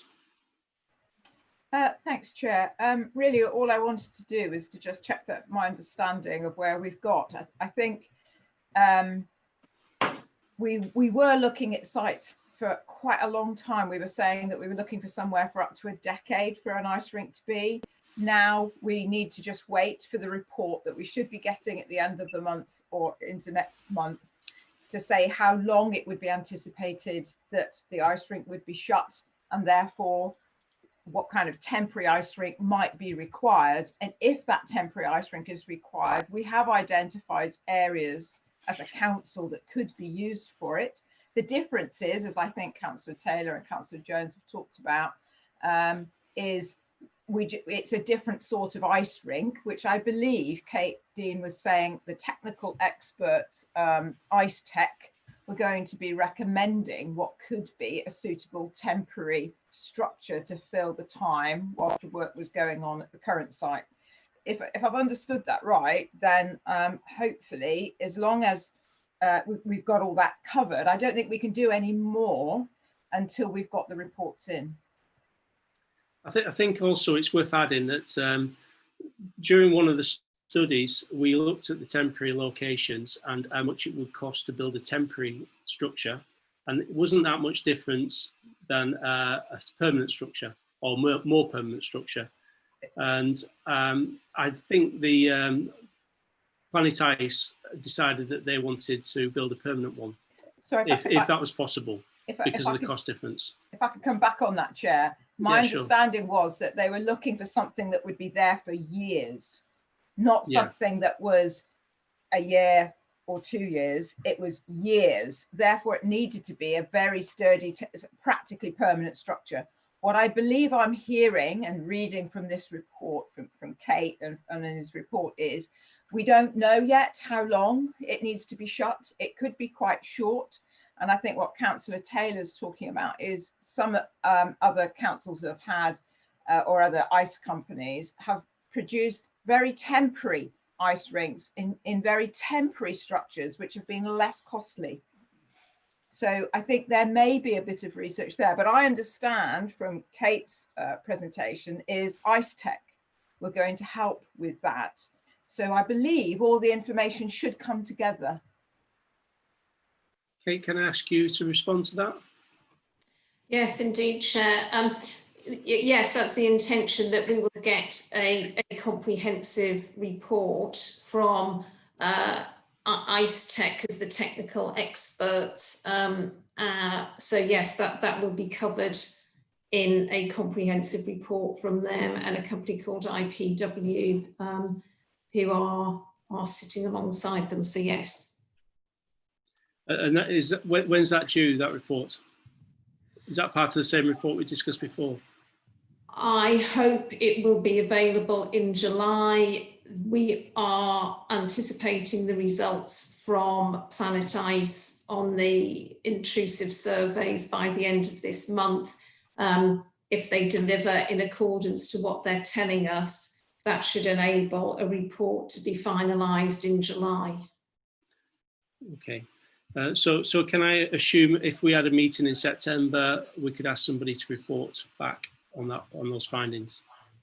Yes. Okay. Chairman. Yep. Councillor Isaac. Yeah. Yep. And I'm sorry, I've arrived rather late, but I've had technical issues. Better late than never. Yeah, thank you. But anyway, no doubt the officers will report to me on what's being discussed this evening. But if there's anything that I can help with now, then by all means, I'll do my best to answer any questions. Okay, we may come back to you. I have Councillor Taylor, who's my last person to speak or to ask questions. Thanks, Chair. Really, just to reiterate the fact that staying where it is now does change the whole scenario and the whole range of possibilities and the whole situation around a temporary rink, where it could be, what kind of rink it is. And I have been in communication with the Ice Rink Users Forum and the chair who is in communication with me frequently. And only a couple of days ago, they were pointing out the fact that this would be a very different scenario. Their main concern, as they say, is that their greatest concern is that they will be without an ice rink for a minimum of 18 months, possibly longer, which would be very disastrous for the user groups. And therefore, we need to address this before refurbishment starts, because they feel that both the council and Planet Ice will say there will be not enough time to plan and build a temporary ice rink prior to any refurbishment and work commencing. So what they are saying is that if we do not look at that issue in tandem now, it will, unfortunately, be too late to do it once the refurbishment work starts, or once we have a report for the refurbishment work, because of the time that it will take. So we have to do this in parallel to look at this. And I would suggest that it is not a great deal of work. I'm going to keep on at this because they are very passionate in what they believe, and I'm trying to be very helpful in the information that they're putting forward. That you know, is something we should look at. It doesn't have to be. They say here that the temporary rinks of the other councils that I've mentioned, Slough and Milton Keynes, were very much smaller, but still functional enough to be able to do. They didn't need the kind of land that we were looking at before. So I think it's a different conversation. It's not the one we had before. As Councillor Vaughn said, we were looking at something that would have to last 10 years. Is basically a permanent structure really in these days. It's very different, and we will lose time if we're not prepared to do something in parallel. Does anybody want to respond to that, officers? No? Okay, anybody? I'll respond then. Yeah. Yeah, I think it's a point well made. It seems to me that there's a lot of advantages in keeping the ice rink on the leisure park, but I take the point Councillor Taylor's making about the period of time when the ice rink inevitably can't be operating because it's being refurbished. So we'll have to look at that. But one of the calculations will be, of course, with a temporary ice rink about, you know, the level of costs that will be involved in it, because as we've heard before, there may not be a huge amount of difference between the cost of a temporary ice rink and a permanent one. But let's have a look at that and see whether there's a sort of temporary light version that would work. But this is something that needs to be agreed by all the parties in order for it to work. You know, we're holding the ring, or holding the rink, really, as the council on this. But yeah, okay, it's a fair point, and we need to look at it, Councillor Taylor. Councillor Isaac, have we had any more sort of engagement from any of the parties? I know we got Planet Ice into one of the meetings, but has anyone stepped forward and said, yeah, this is what we should be doing? I get weekly reports on this by officers, and my understanding is that there's a very active dialogue going on now, which hadn't been the case for many months between Standard Securities and Planet Ice. So it's sort of very encouraging that there seems to be a will on both sides to try and find a solution, and it seems to be centered on pretty much, obviously, given it involves Standard Securities, on a refurbishment of the existing ice rink. But I'm sort of encouraged by what's going on there, clearly, but I'm also conscious that at any moment the ice could fail. Okay. Yeah, I mean, sorry, before you came, it's very evident that, you know, people are getting a bit frustrated. We feel like nothing's happening. I'm quite happy with progress we've made, and we've identified a few sites. We've done a lot of research. We've done studies. So from this point last year, we've made great progress, to be honest. What I'm concerned with is that we seem to be talking about it, but we've only had that one meeting where Planet Ice turned up. They didn't really give us any information. And I don't want to be in this position next year where we've not moved on, we've not progressed any. So we've sort of got the snowball rolling. Yeah. I just want it to gather more momentum if we can. No, I understand the point you're making. It's an important issue for the borough, and that's why it's right that we continue to update you. But we have to ultimately rely on the officers to work on this and use their skills and the consultants that we employ. And we have employed consultants at our own cost to help us on this. But ultimately, it's down to the determination. Excuse my phone going. Determination of the parties who are going to operate the ice rink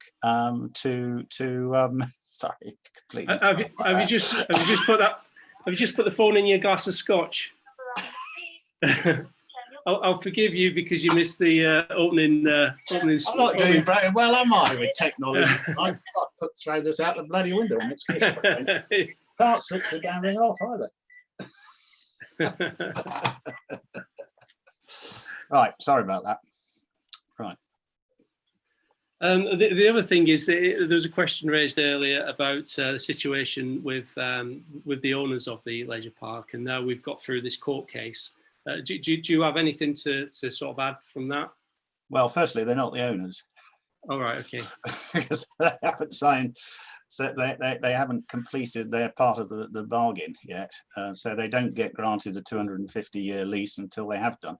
So yeah, clearly the two legal challenges from AEW put a block on progress. That's been resolved satisfactorily now, but it's eaten up a huge amount of time and legal fees and so forth. But those are not ones that the council are meeting.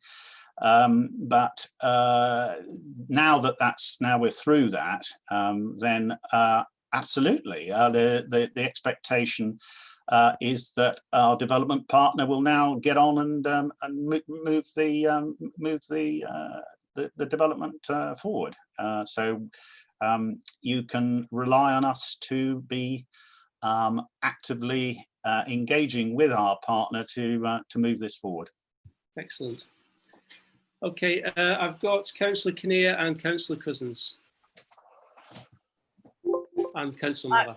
Yeah, actually, my questions have sort of been answered by Councillor Isaac, so forget me. Thank you, Chair. Okay, Councillor Cousins. Isaac, actually. It was a question for Councillor Isaac, and I think he probably came in just as I was wrapping up. Just in terms of how this pandemic has potentially impacted on the leisure park progress, has any assumptions or any reworkings been done where at the moment the proposal is quite a large retail sector? Has that been re-evaluated or changed? Likewise, the proposed leisure facilities and sporting facilities that are across the site as a whole, have they been looked at in terms of, yeah, that's still a viable option, or no, actually we might need to tweak that or change that? Well, yeah, so I think I understand the point you're making here, which is a good one, that clearly there's been a huge impact on retail and leisure for that matter as a result of this pandemic. But the development agreement sets out what is to be delivered. And so if there's going to be any changes, then we need to hear that from our development partner. We appointed them because they're the experts. They're going to deliver the leisure park, and they're going to deliver the the village outlet scheme. So if there are any changes, then they need to tell us. Okay, Councillor Miller. Councillor Taylor mentioned two other councils to talk to about what they did in any kind of temporary arrangements. Slough Council own their own rink, so they would be looking after their own. Milton Keynes is operated by Planet Ice, and AEW are the owners. So there's a different dynamic going on here in different places. So it's not apples and apples. And that's the proper way to do these things, is look at a situation where you've got a council, we own the ground rent, we are the landowners, if you will, but the owners and operators on long leases. Let's have a look at another council in that situation to make it apples and apples. Otherwise, we could be going down rabbit holes. I've seen it before. It's a fair comment, Councillor Miller, and I remember, if I remember rightly, that sort of investigation was done by Ian's predecessor, and the site he identified to look at was Cardiff. So that's where they did some research on. Councillor Taylor, I'll let you respond to that. Thank you. If I may,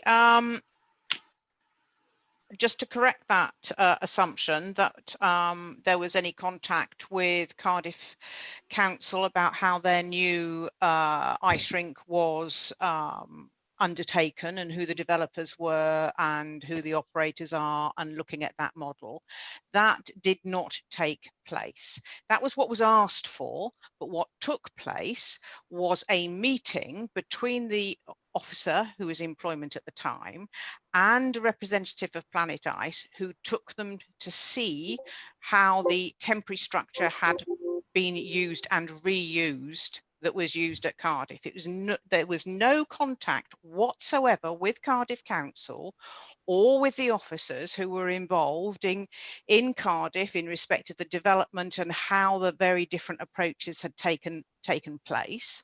And in particular, one of the things that I asked that would be looked at Cardiff was why it was that the contract was removed from Planet Ice. That bit of work did not take place. We have never consulted with another council on their experiences and how they can do things. And the issue about talking to Slough and Milton Keynes is not about their unique council situation. It is about how temporary ice rinks were deployed and the nature of those temporary ice rinks. And in fact, having different models to look at can be very useful. It opens our options about what we might want to consider. So I'm just really correcting the record that we have not actually been out there talking to other councils and other ice rink operators or developers or anything at all. Okay, thank you. I think the point's been noted. I don't have any more speakers, so basically, just to sum up, we want to look at, well, we've been notified that the current location is potentially now acceptable. Obviously, that's subject to surveys which are about to be taken part in. We wanted to know, well, we had concerns over the rebuilding time, cost, and availability for users. We want to know how long the refurbishment will take. There's been a request from Councillor Taylor to approach other councils who have similar experience with ice rink companies, and Slough and Milton Keynes was mentioned. We've requested a survey, or a survey has been requested, and the results should be ready in July. So if we have a meeting in September, then we should be able to discuss the outcomes of those reports. That's going to be done by a third-party consultant who will look into the best practice for the council and the ice rink operators.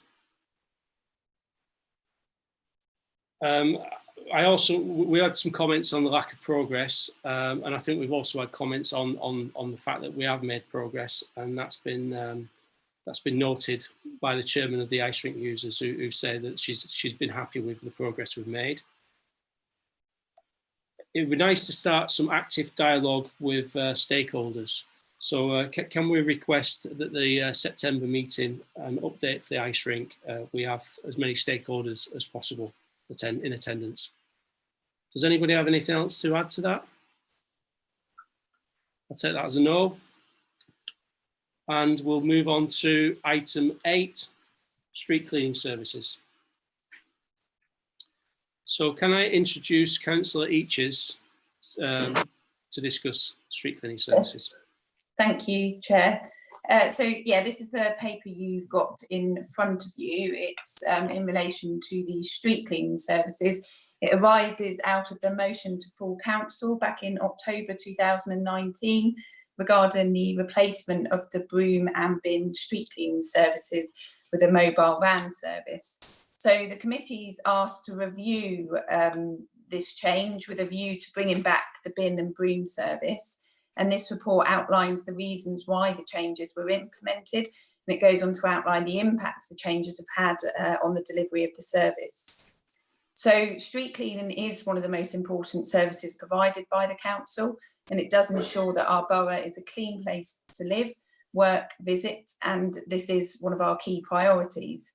In the last residents' survey, clean and litter-free streets were ranked as the 3rd most important council service, and just 8% of residents said that the clean and litter-free streets was one of the 5 aspects most in need of improvement. I'd like to reassure you all that the welfare of the staff is of the utmost importance to the council, and I think it's obvious from the report that the widespread use of barrows by staff who are operating from unsuitable premises without adequate welfare facilities just couldn't continue. So over the past 2 years, what the council have done has invested in the upgrade of the vehicle fleet, and this will be at the forefront of our climate change initiative by introducing alternative fueled vehicles. An investment has also been made in new modern equipment and upgrading welfare facilities for our frontline staff. The change to a more mobile approach to street cleaning is in line with how other councils deliver their street cleaning services.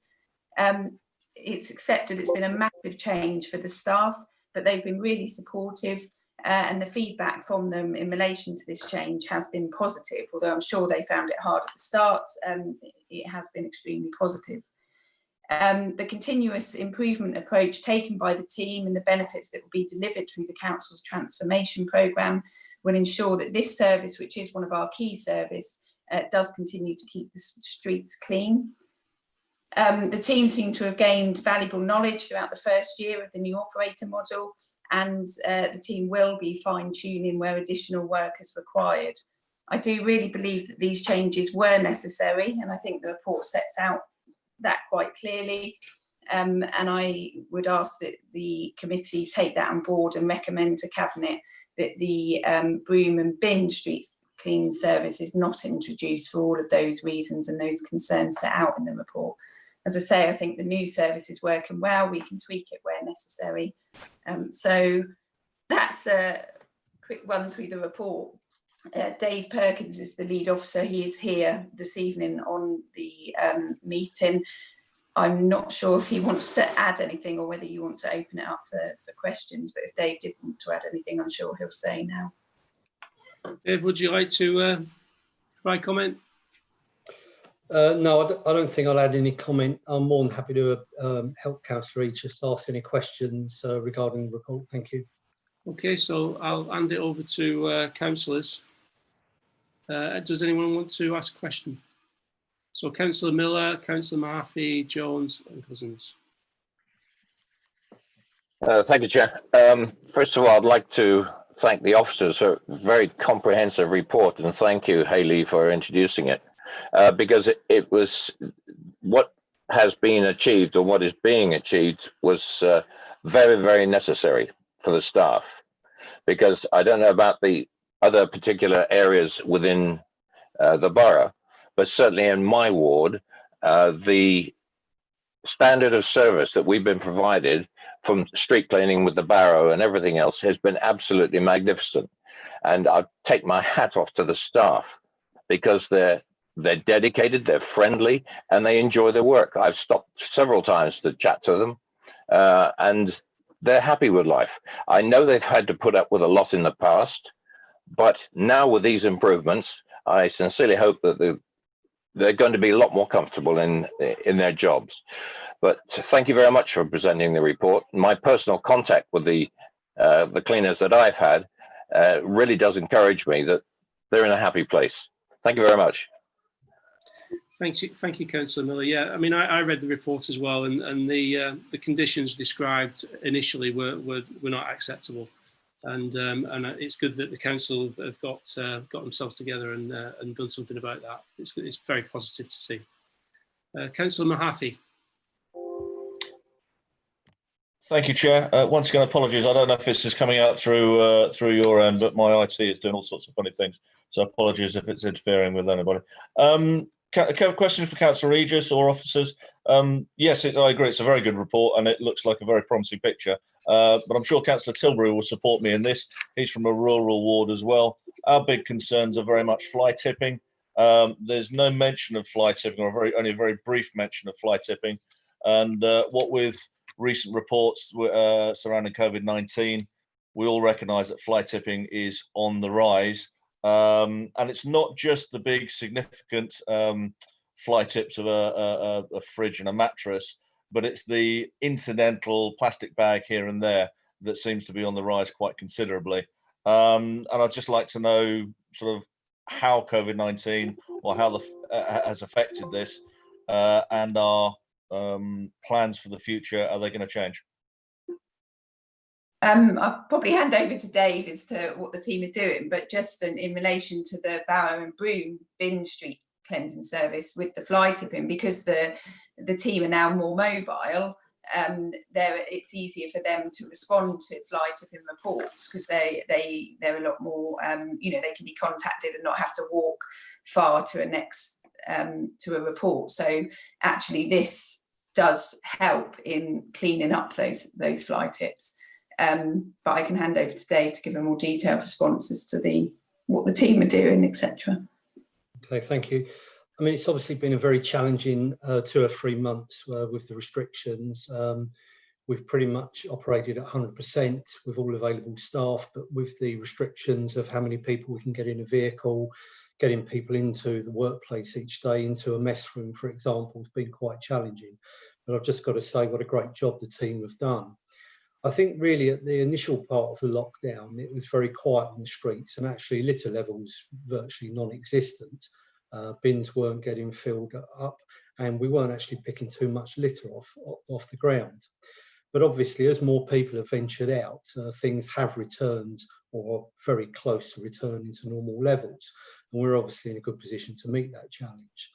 As far as fly tipping is concerned, unfortunately, I don't have specific figures to hand, because this report is very much about the Barrow operatives and the changes we've implemented in the last year.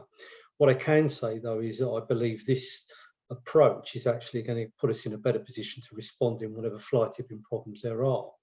For example, if one of the Barrow operatives previously came across a fly tip, they would have to call in support, and another crew would have to drive into the area, which wasn't really an efficient and effective way of dealing with fly tipping. But now the crews are fully mobile, they are able to respond and pick up fly tips as they drive around. So I think the only bit I'm really able to comment on tonight is the speed at which we can respond and the efficiency of how quickly we remove fly tips. Before I go back to Councillor Murphy, sorry, can I just say that I've had a little bit of experience with fly tipping recently, and the response has been exceptional. I think I had some tyres dumped down the lane, and within 4 hours it was cleared. So thank you for that. Councillor Mahaffey. Can I have a follow-up to that? Yeah, no, I do acknowledge that generally responses to reported fly tips are very good. Certainly around my area, it's very good indeed. No, it's more a question of the low-level littering rather than fly tipping. So now that we have street cleaning teams that are a bit more mobile, what I think my question is are they going to be able to patrol out into the countryside and do, because we have to organise through the parish council and through volunteer groups litter picks, which work in the villages, but in between the villages that's really quite challenging.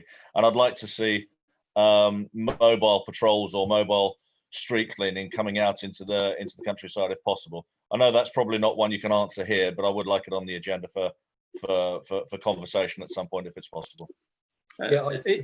Sorry, Dave, before I go Andrew back, is it possible for parish councils to identify areas and then pass them on to someone for a team to come out and look at that particular area?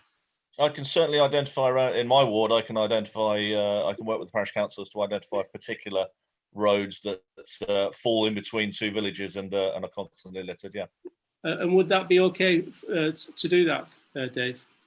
Absolutely. I mean, we do pick up litter from all areas of the borough, and whilst there's probably a high concentration in some of the more urban areas, we are very aware that littering can be a problem in the rural areas, particularly where you've got people passing through and obviously they chuck stuff out the windows, etc.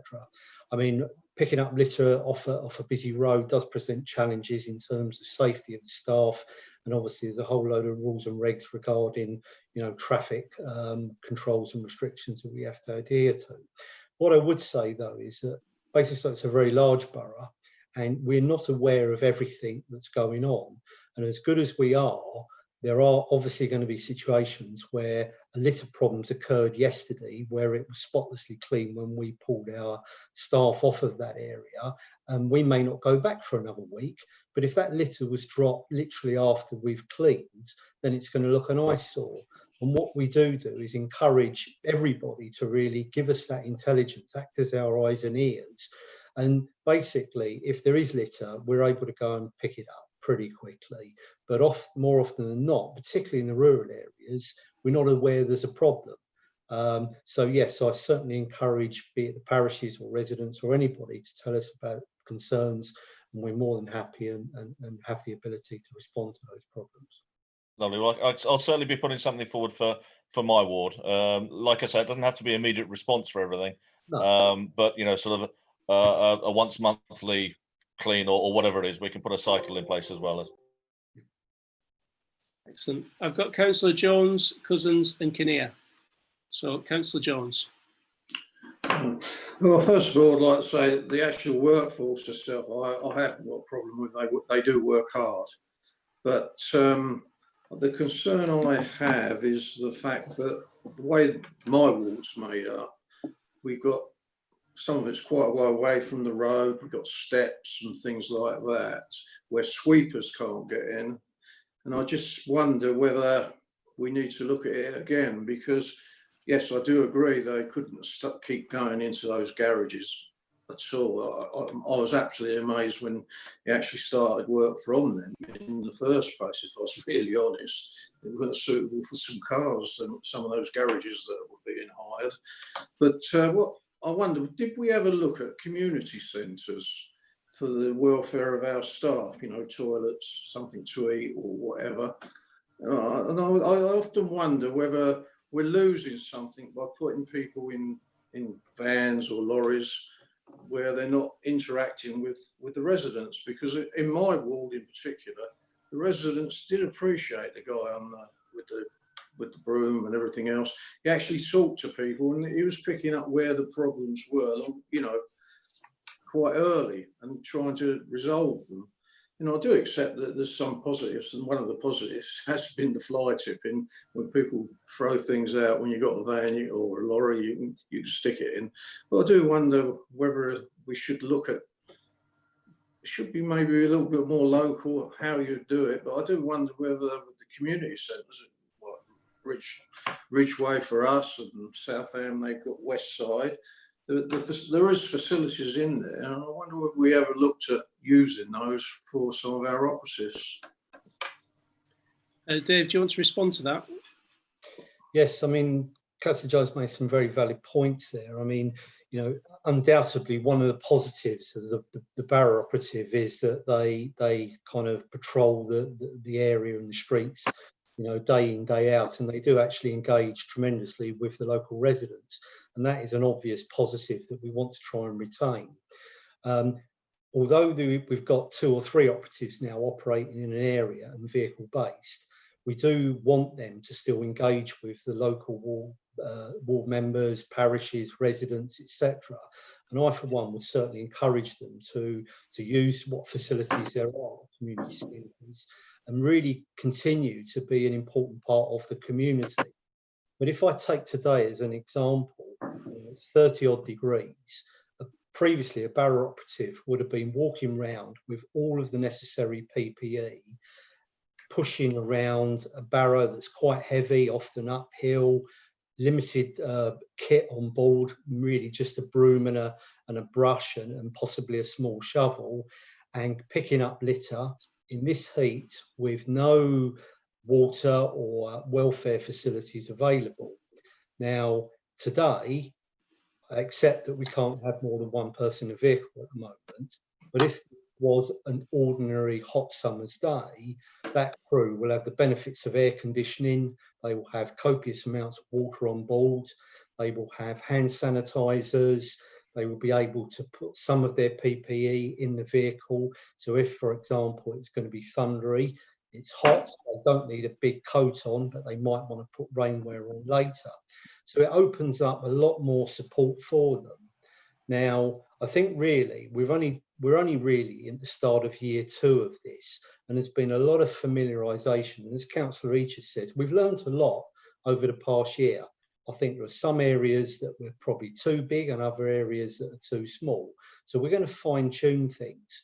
But what we're trying to do, and unfortunately this current situation's kind of scuppered our plans to a degree, but we want to retain a degree of the same people working in the same areas. And obviously, you know, we haven't been able to do that because we've had to move staff around and accommodate within the vehicle restrictions that we've currently got. But certainly going forward, I do want to ensure that those staff remain part of the community and have as much engagement as possible. In terms of the ability to get into places, I mean, the barrows couldn't go up steps any more than what a lorry can. But what we can do is to take more kit on those lorries. So they can take mechanical scrubbing brushes, they can take gum removal equipment, and they can take more tools with them that they then manually take off of the vehicle, walk up the steps and get into some of these corners perhaps that weren't being cleaned previously. And we've already addressed a number of areas of the borough that probably just had a kind of cat's lick and a promise for many, many years. But with 3 operatives, we have been able to go in and do an intensive clean and actually bring that area up to cleanliness it's been for many years. But you know, we need to roll that out right across the borough, but it's early days yet. Thank you. I've got Councillor Cousins, Kinnear, Tilbury and Regan next. So Councillor Cousins. Thank you, Chair. First of all, I want to thank Councillor Eacher, Tom and Dave for this report. It's incredibly comprehensive. I think it sets out the scene very well. And it's one that I support and endorse. And indeed, reading the paragraphs 4 through to 5, I've sort of questioned why on earth we didn't do this sooner, considering the health and safety implications for the guys with the barrows. Some of the conditions that they were working through beforehand look atrocious. There are 2 questions, or I have 1 question and then 1 comment. So my 1 question is, in the beginning of the forward, we talk about the switch to alternatively fueled vehicles. So what exactly are we using at the moment?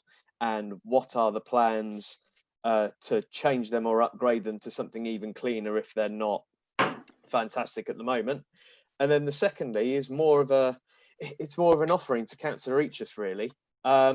Now, and I'm seriously doing this in the spirit of being helpful. Certainly now, more than at any other time, cleanliness, and in particular, cleanliness in public areas is incredibly key. So when Councillor Eacher is in the throes with the leader to get her more than fair share of the budget in resolving this, if she wants some help to lobby and campaign for more mobile crews to pick up littering, all she needs to do is pick up the phone and ring me, and I'd be more than happy to support that call. Thank you. No, I take that on board, thanks. I'll get Dave to just explain more of the technical side of what vehicles are being used, but just to be clear that obviously as part of the climate change emergency, I'm busy having lots of meetings with officers and cabinet meet regularly on this point, because we want to bring to you a very detailed report and climate change strategy in September, banging the tables how ambitious we want to be, and obviously we all approved our climate change emergency, and a big part of that is looking at our own emissions and our vehicles that we use, especially in the ops team, working very closely with Dave. At the Christmas meeting, when I spoke to the team, I told them how important it was for us as councillors to the green agenda and pushing that forward and looking at the use of electrical vehicles. Obviously, it's not as easy as just changing the vehicles to electric because of the things they've got to do. But I can reassure you that it's absolutely front and centre of our intentions and the agenda, and hopefully that will form quite a big part of the climate change strategy that we're bringing to you, this committee, in September. And it was also quite a big topic for our map, which Dave attended with some members and some of your colleagues a few weeks back. Thank you. Dave, did you want to respond to that as well? Yes, please. If I could just cover the first point raised by Councillor Cousins regarding why it took so long with the safety. I'm pleased to assure everybody that the obvious dangerous issues and the major problems were addressed immediately. I think what we then did was to look at how we could actually change things and retain much of the goodness that Councillor Jones referred to about the community stuff. But the reality was, logistically, it was impossible. So I think where this started off as being very much focused on the protection of our staff and health and safety, it kind of developed into how can we actually be more efficient? How can we operate better, provide better value for money, quicker response to fly tipping, and really, you know, tick a lot more boxes than just the health and safety side. So that's kind of why it's been an iterative process over 2 or 3 years. Just to add to what Councillor Reach said, that my team are fully engaged with colleagues across the authority regarding climate change. We obviously got a very large fleet. It's all pretty much diesel and petrol, but we're all committed to working with colleagues and over the next few years moving towards a far healthier and greener fleet. I think availability of some of the vehicles has been an issue in recent years. You know, if it was just a case of buying small little vans, there are many, many out there and have been for a long time. But we've got some pretty big chunky pieces of kit. And I don't think the market actually, until recently, was in a position to provide replacements. We are definitely seeing some emerging, and a couple of my managers are in the process of arranging trials and samples. So it is very much sort of in the forefront of what we're doing. Okay, thank you. I've got Councillor Kinnear, Tilbury and Regan. So Councillor Kinnear. Thank you, Chair. I just want to say I found this report very, very interesting too. So thank you to the officers and to Councillor Lucas. I found I'm really pleased to see, because I was fairly horrified about the welfare facilities beforehand, and that's really positive, Dave, with what you were saying, how, because especially at the moment when sadly people are leaving disposed gloves and all these sort of things, you see them on the pavements. So the welfare facilities now are really important for these, for the litter warden, the collectors rather. Secondly, living in a rural area, okay, we don't need a broom, but I can totally understand, I think it was Councillor Jones, or sorry, I can't remember who, but steps, yes, I can understand, fairly tricky doing steps without a broom.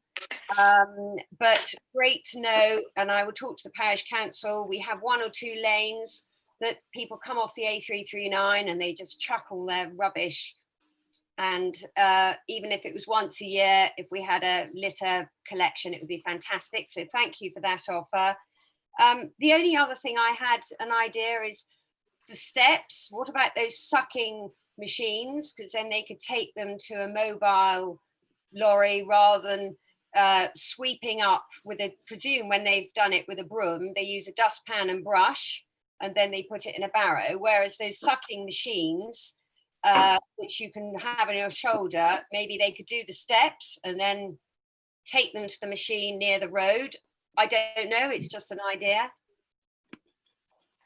Is that something that maybe Councillor Kinnear can meet up with one of your officers or one of your employees and discuss? Absolutely. I mean, I'd just like to say that we haven't thrown the brooms away, we've just thrown the barrows away. The vehicles have brooms on them, and you know, it's very difficult to do street cleaning without brooms, to be honest. So it's just the barrows and the guys pushing the barrows around we've moved away from. So the broom always has and always will be an integral piece of kit, even if we're all flying around in flying saucers getting into various parts of the borough. I mean, we have actually bought some pretty innovative pieces of kit in the last year. We've actually got an electric hoover, so to speak, that we're piloting in the town centre, and it's proving very effective. So that's something we're going to look to roll out to the teams.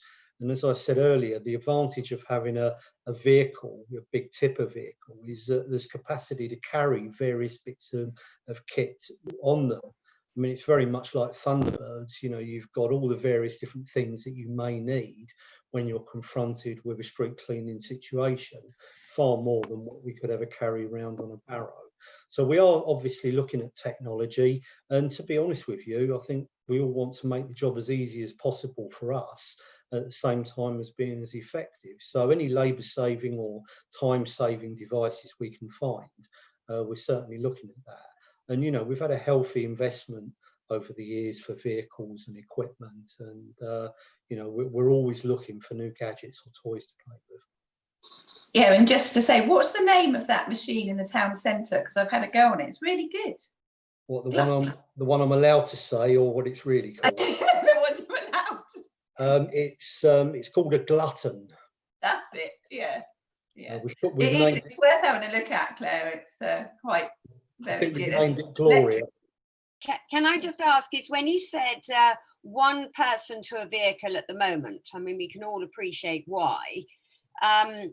So that's obviously very difficult for you at the moment, because usually you have 2 men in a vehicle, or did I read maybe 3, or maybe I'm wrong? So you're 2 men down in each vehicle. So that's not easy. That must be quite a challenge at the moment for you. It has been. I mean, we have had a number of staff on shielding, so there has been a reduction in resources available because of those restrictions. But as I said some while ago, the levels of litter at the beginning were relatively low. So, you know, we were able to cope, and I think we have coped throughout the lockdown period. And we're actually at the point now where we're pretty much back to 100%. And certainly with the lifting of the shielding restrictions, absolutely, you know, business as usual from August. The vehicles have been a challenge. We've been deploying people straight from home in some cases. So if somebody lived, for example, in Kingsclear, there's no point in coming all the way into Basingstoke for us to try and take them back out to Kingsclear. So we have been operating almost like working from home, dare I say, as many of us have been. So there's been a real raft of arrangements put in place by the various managers. We've taken into account the individual circumstances where there's been a need. And, you know, we have kind of got by really. But there's an awful lot of light at the end of the tunnel, and I think I'd really like to focus on what we do over the next few weeks rather than how we've sort of mustered through over the past few months. Thank you. I've got Councillor Tilbury, Regan, Cousins and Taylor. So Councillor Tilbury.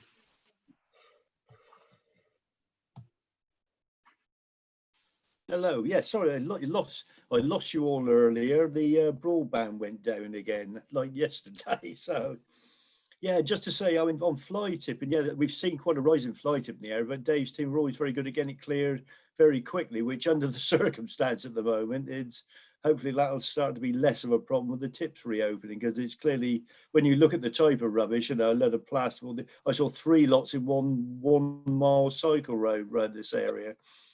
I mean, I think a lot of the problem with the difference between the barrows and what they're doing now, a lot of it is probably perception, and very often, if you had a barrow working in an area, that area would probably be very clean. But if you look at a village like Overton, the village centre, quite accessible, quite on the same level. Once you try to go out to the estates on the edge of the village, Overton's in the valley. So whoever was pushing that barrow probably had to go a 30-metre high hill to get to any of the estates around the area. So, and I was aware at one point, I was quite shocked to find that we had a parish council one with a barrow and the borough had one operating as well at the same time. And the poor old one from the borough at that time was expected to take the rubbish home in his own car. You know, I mean, at least that was replaced with the van, and what's happening now is far better. Yeah, that was, but the trouble is at the time the perception was it was a good job and everyone knew his name, and you know, and he retired some years ago. But so I think the point that Councillor Jones made earlier, you know, getting the operatives to work with the local ward councillors and the parish council, if they're seen more in the local area, people know their name, then, and also they can report sort of areas. And also we used to get quite a lot of useful feedback from the operatives as well, you know, which was very helpful, because they tell a particular things with certain like drug paraphernalia, those sorts of issues where it was coming up. We often have a pretty good idea, but those sorts of things are always it's always the more people who know, the better. You know, the easier it's to deal with those problems there. But I think the issue is with all these things is, you know, as I think Councillor Cousins said, we're always more happy to put more money into that area, and we appreciate the problems Dave's team are working with at the moment. You know, if you've got one person instead of three, you don't need to be a genius to figure out it's going to be a lot harder to keep the borough clean. So I think the fact that it looks as good as it does is a credit to them. I think, yeah, very, very useful report. And sadly, I think the idea of barrows, they probably would work well in town centres and the top of the town areas like that. And they obviously do places like Festival Place, the cleaners there. But once you get into the more urban areas, I think the perception that it's not as good a job is probably due to other things, not the fact that they're not pushing a barrow around. And yeah, it's probably good for keeping you fit, but you know, from a health and safety perspective, they're an absolute blooming nightmare. Thank you, Chair. Thank you, Councillor Tilbury. Next, we've got Councillor Regan. Yeah, hang on there. Can you hear me? Yeah, can hear you. Oh, good. Yeah, I think I moved the motion actually at the council in October. It's for this committee to look at it, and it certainly have looked at it and produced quite a comprehensive report actually, in justifying the change. But I can't touch on what Councillor Jones said. It's really the aim is that the bin and broom man was or woman was quite the centre of the community as such, and people could on our estates actually. But I would say that you know, there's no criticism of the staff who is currently working with Dave and his team, and it must have been very hard and difficult since March, since the crisis. So I really accept probably defeat on this actually, that we're not going to get our bin and broom man, but maybe in the future they'll come back with another review. But certainly don't want that we were one of the best conditions as trade unions, one of the best conditions possible for staff actually. So I note the report, Chair. Thank you. Dave, you had your hand up. Do you want to respond to that? Yes, please. I mean, it's clearly, you know, and it's very, very welcoming, the feedback regarding how important the operatives are as part of the community. And it's something I knew anyway, and I'm sure my managers did. But I think you've just reinforced it tonight. One thing I can add is that we've also implemented a different layer of supervisor over the past year. Previously, all the operatives reported directly to one or two managers, and they had a huge number of people to look after on a day-to-day basis. So we've introduced some supervisors, and that actually has worked really well. But that supervisor is responsible for a sort of a group of areas. And one of the tasks and one of the roles that we want to develop those supervisors to do is to actually engage with key community representatives, be it the housing association, ward members, parishes, or even individual residents or neighbourhood watch. Now, you know, it's a tall order because we're not quite doing any of that at the moment. So we've gone from some of that happening with the barrows to not a lot of it happening, but really the potential is to go tenfold from what we were doing in the past to basically what we can do in the future. And it's not going to happen overnight, but I'm pretty confident that if, in answer to Councillor Regan, if we was to come back in a few years' time, I think you'll see an awful lot more engagement with the team, with the local community, because that is key. And you know, at the end of the day, everybody's our eyes and ears. Thank you.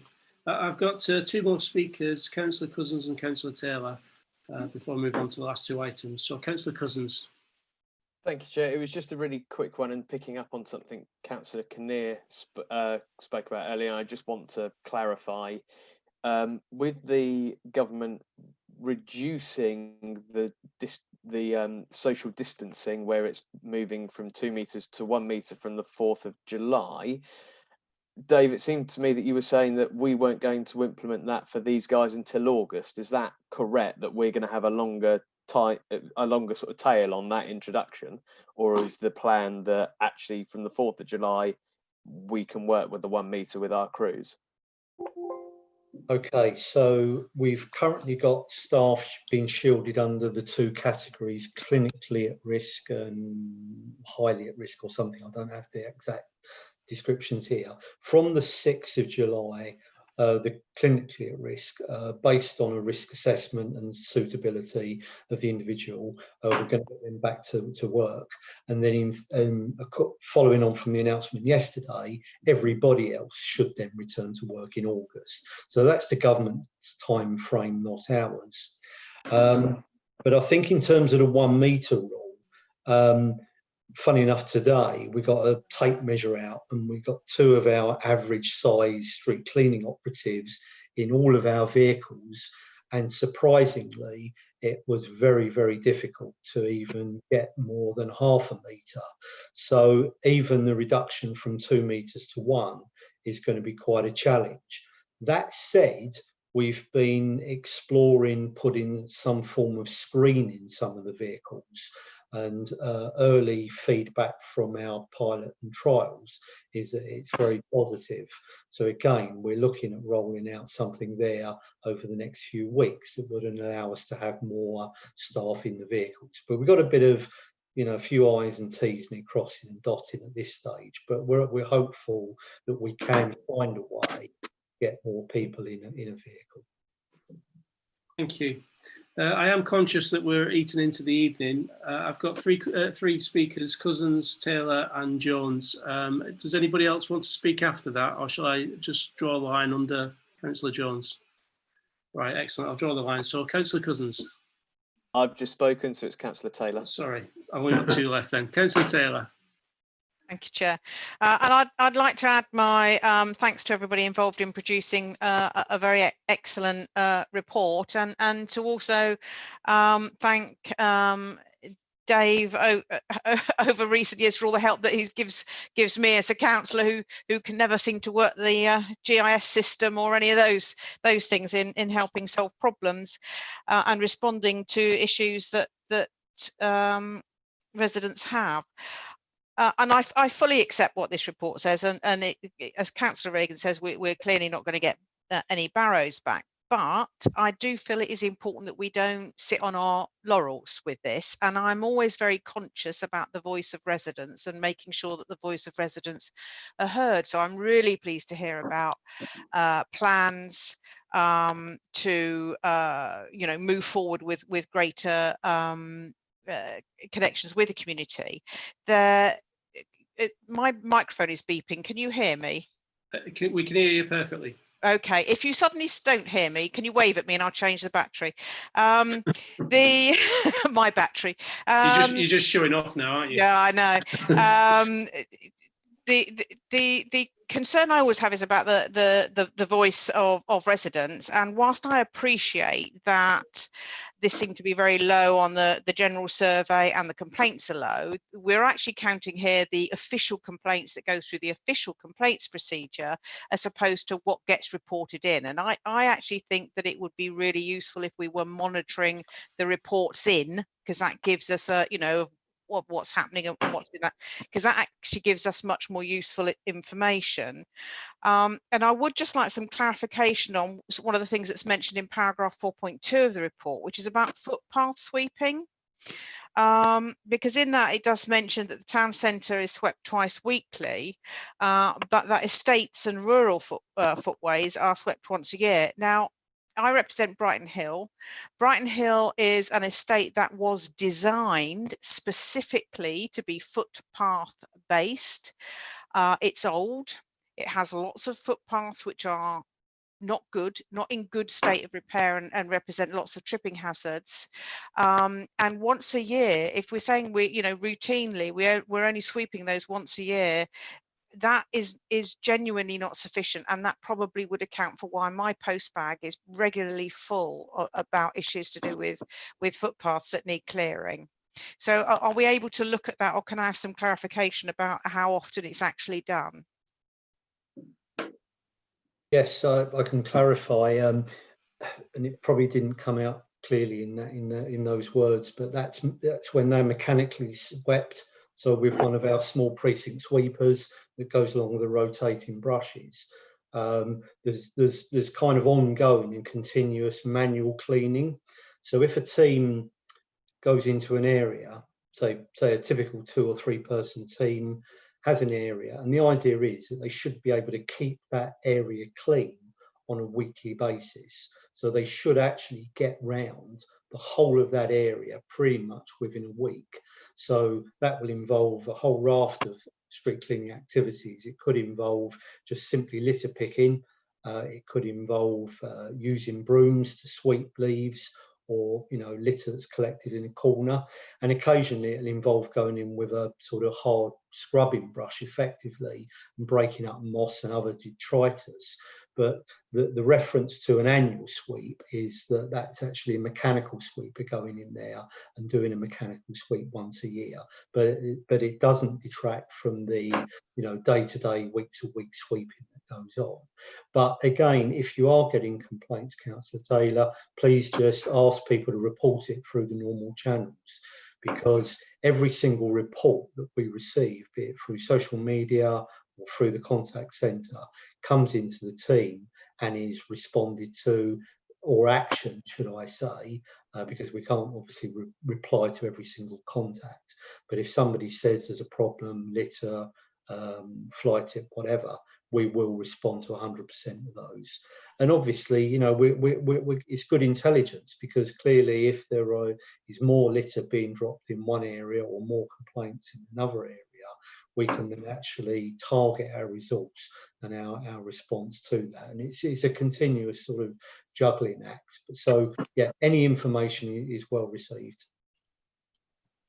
Thank you. I mean, to be honest, what's coming across is probably what Councillor Regan sort of proposed in the first place, was that we have this community involvement, and we have parish councils who have litter picks, and local scouts groups and church groups.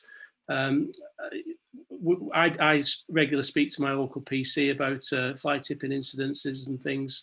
I think basically a communication network is key to it all, isn't it, really, and community involvement. Absolutely. So I think that's something we really should be continuing the work on, really. I've got one more speaker, Councillor Jones. Yeah, thank you. Be very quick. Takeaways and shop areas. Is there anything the council can do to make them clear up some of the mess that's being made, especially outside the shops? It seems to me that much as I'd like to stop people throwing stuff away, but it seems that they should have some responsibility outside their shop, their actual shop place, where they're selling it, if it's their rubbish, to clear it up. And you come, expect your guys tell you, come Monday morning when they start work, it's full up with blooming paper and God knows what else from these takeaway places. Is there anything we can do as a council to actually get the shop owners to actually clear up the mess? I don't mean miles. I mean just outside their premises would be something better than what we've got now. I think really there's a couple of issues here. It's what can we do and what should they do? I think from a moral perspective, I would say if you've got a fast food shop and clearly there's lots of rubbish being dropped in and around the shop and the community, then there's an obligation there to do something about it. I think the problem over the years has been this has got to be enshrined as part of the planning condition, and I think often if that opportunity is missed, I think it's quite difficult to retrospectively do it.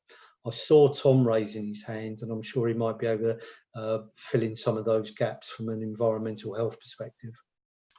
Yeah, no, thanks, Dave. Yeah, certainly there are some conditions sometimes applied to licensing, licenses that are issued to particularly things like the mobile food vendors that do have a responsibility under their license condition to clear up in the immediate area around where they trade.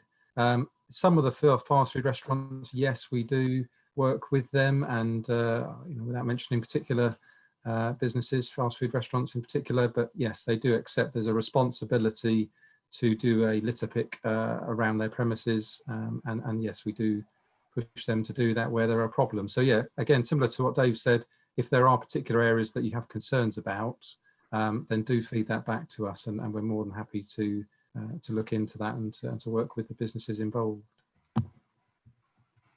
Thank you. So I'll make my summary. So basically, we discussed the bin and broom service. I think, like I said before, community involvement it seems to be key, and something which we need to work on and make it.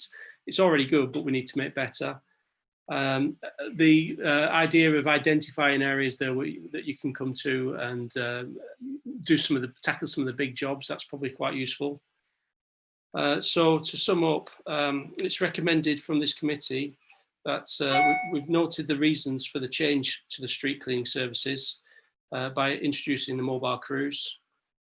We note the positive impact these changes have made made for the staff and on the cleaning standards. And the committee recommends to Cabinet that the broom and bin street cleaning service is not reintroduced. And I'll move on to item 9. Does anybody want a break? I can see that I'm eating into the rest of the evening. So I'll move on to item 9. Thanks. So item 9 is charges for training on the junior football pitches. We have Councillor Bean here, and officers Mike Mahoney, Tom Payne, Ellen Taylor-Cobb and Linda Searle. And I'd like to invite any visiting members to speak. Do we have any? I'll take that as a no. I got muted when you asked. Chair, could we just wait a sec? We have 2 members who have departed, I think. Oh, no, Councillor Reagan is back. Yeah, so, yeah, he's there. Yeah. Can we just make sure we're all here? Yeah.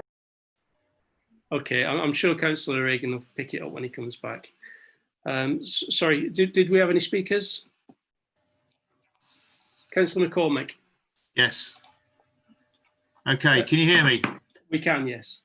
Okay, so in summary, I think the central proposal of this paper to reduce charges for training for young football clubs, youth football clubs, is to be welcome. The only question I would ask is why it hasn't been considered for match fees for young football teams as well.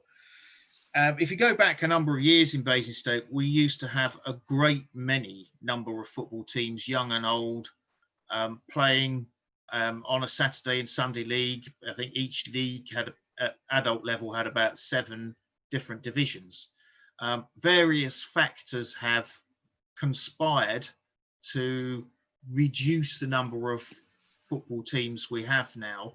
It has been getting harder to organise matches, and I suspect that there's also been other constraints on people's time at adult and junior level as well. So I think as a council, if we're minded to achieve our Horizon 2050 vision and improve sports participation, it's incumbent on us to remove whatever barriers are possible, and training fees is one. And I would suggest that match fees also would be another one. And that's the end of what I have to say. Okay, thank you. Do we have an officer or Councillor Bean who would like to speak? Councillor Bean. Yeah, so thank you, Councillor McCormick, for your comments in relation to the paper and introduction of training charges. In terms of your point around charging for match days, clearly there is a process each year where fees and charges are reviewed, and as councillors we are able to feed into that process. I note your comments. I am particularly conscious that in terms of what we charge today and the actual costs of maintenance, we don't, we are at a loss in terms of maintaining these pitches, and actually in comparison with a lot of other authorities, our charges are really quite reasonable. So I take your comments. Obviously it's not the purpose of the report this evening, and I would just ask that as councillors, you do feed into that fees and charges review that happens as part of the budget process. Would you like to respond to that, Councillor McCormick? Well, I think the question's been answered. I mean, it's down to money. Yeah, that's all there is to it, really. Okay, do we have anybody else who would like to speak? So I'm going to hand over to councillors for questions. So I've got Councillor Jones, Councillor Cousins, and Councillor Bean. You'd probably be able to respond to Councillor Jones. Or, do you want to speak now? Sorry, just to be clear, are the councillors' questions on what Councillor McCormick has just said or the paper? Because I haven't actually introduced the paper yet. Okay, would you like to introduce the paper? I thought I did ask that, so. No, that's fine. So thank you, everyone. So the paper before you this evening is in response to a motion at full council in October 2019, and it's regarding proposed charges for training on pitches for youth football clubs. The report outlines the motion, the current arrangements, and the reason for the proposed training charge for training on marked out pitches. The committee's views are sought on the principle of introducing a significantly reduced pitch levy as opposed to charging full match fees for occasions when clubs seek to use marked out grass pitches for training purposes rather than matches. It is important to note that the council does not have a policy of charging youth or adult football clubs for using appropriate open spaces in our parks for training. Training on open parkland is free, and clubs are encouraged to take this option to preserve marked pitches for match days. Whilst it is free to play on open parkland, all users are required to book and pay the full cost if they wish to hire a pitch. Clubs are not permitted to use council pitches without booking in advance. Use of pitches without booking can have significant impacts on both the quality of the pitch, but also other pitch users who have paid for use of the grounds. The amount charged for hire of grass football pitches is minimal in comparison to the actual cost of maintenance. The report is asking for your comments on the principle to introduce a significantly reduced training pitch levy, as opposed to clubs of junior teams being charged the full match fee cost for training on these grounds. Training on these pitches can in fact often cause more wear and tear on certain parts of the pitch due to concentrated use. There is also the management of on-site parking to consider as well. To summarise, the introduction of this reduced charge will enable clubs to benefit from the use of pitches to train if they wish at a lesser cost than the hire of the pitch for match days, and make a small contribution towards maintaining the pitches. Thank you. Thank you. I have Councillor Jones, Cousins and Tilbury. So can I ask Councillor Jones? Yeah, I've got a few questions, so I don't know if you want one answer. Basically, can someone tell me how many junior teams do we have in Basingstoke who play on our pitches, and how often is the bookings for their training? Because I think that is the crux of what we're actually talking about, in my view. A long time ago, and it is a long time now since I played, but I did play quite for a number of years, and I do find some of this is a bit strange to me when you talk about local football. Now, we're talking about youngsters.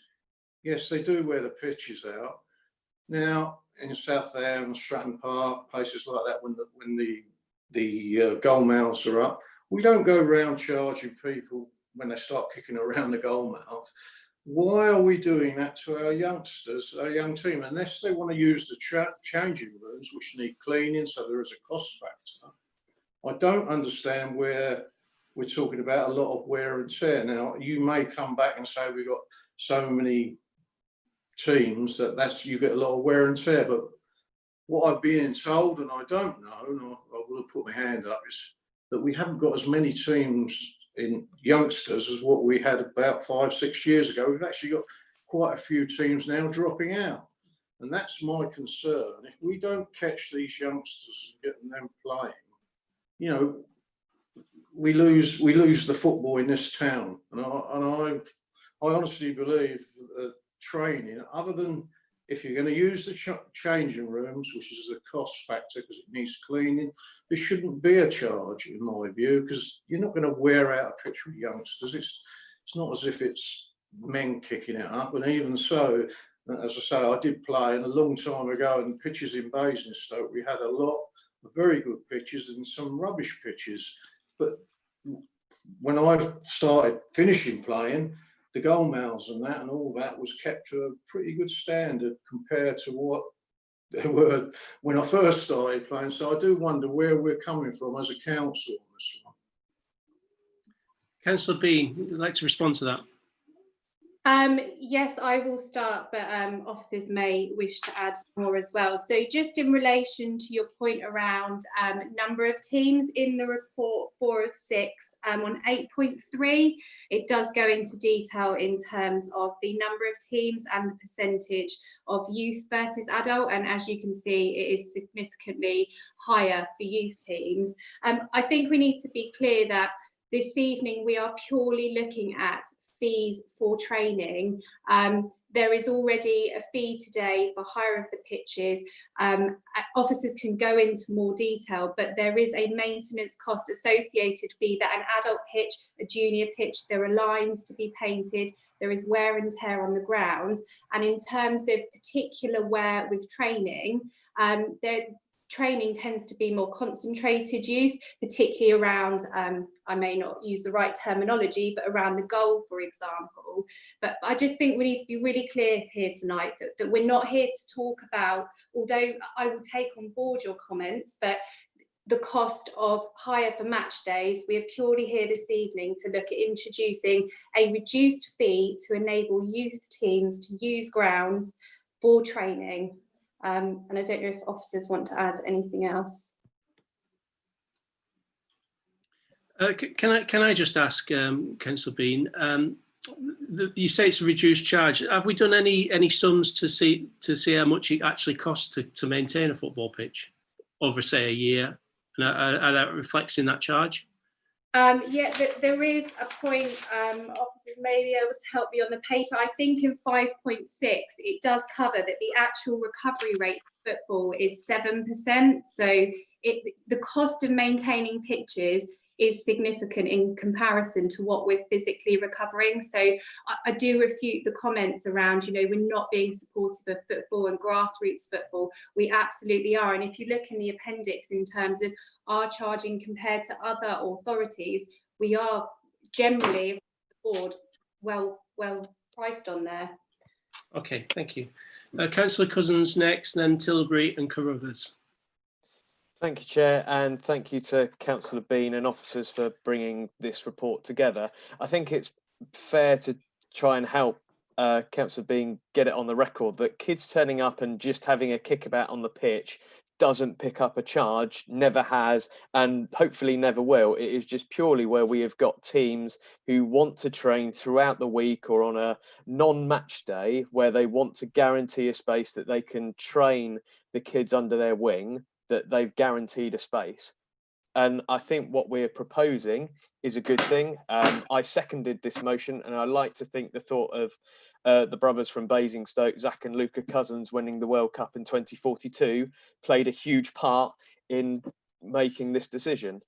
One question I did have, and I bear in mind the comments that Councillor Bean has made beforehand, are what assurances that she could give us as a committee tonight that the charges as a whole, be them just the training charge or the charges for football pitches as a whole, will not be horrendously hiked in the next budget review, bearing in mind that at the moment, as we all do, this crisis is really having a horrendous impact on local government budgets, and there could well be a temptation to hike fees and charges. Councillor Bean. Yeah, so I think it's fair to say that we're not yet at that point in terms of what the future of fees and charges is for next year, and that will follow the normal process. Clearly, we do have a commitment in terms of sport, encouraging and increasing participation, and they are all factors that we need to consider when we look at reviewing fees and charges. Actually, what is the outcome of what any proposed increase may be on the priorities that we have as well. So, you know, at this point, it's really difficult for me to comment specifically, but I'm very conscious of what our priorities are from a sporting perspective, and that actually we don't want to do anything that kind of detracts from that and is counterproductive. So I guess that's the kind of general commitment that I can make, is that I'm very conscious that that balance needs to be right. Okay, move on to Councillor Tilbury.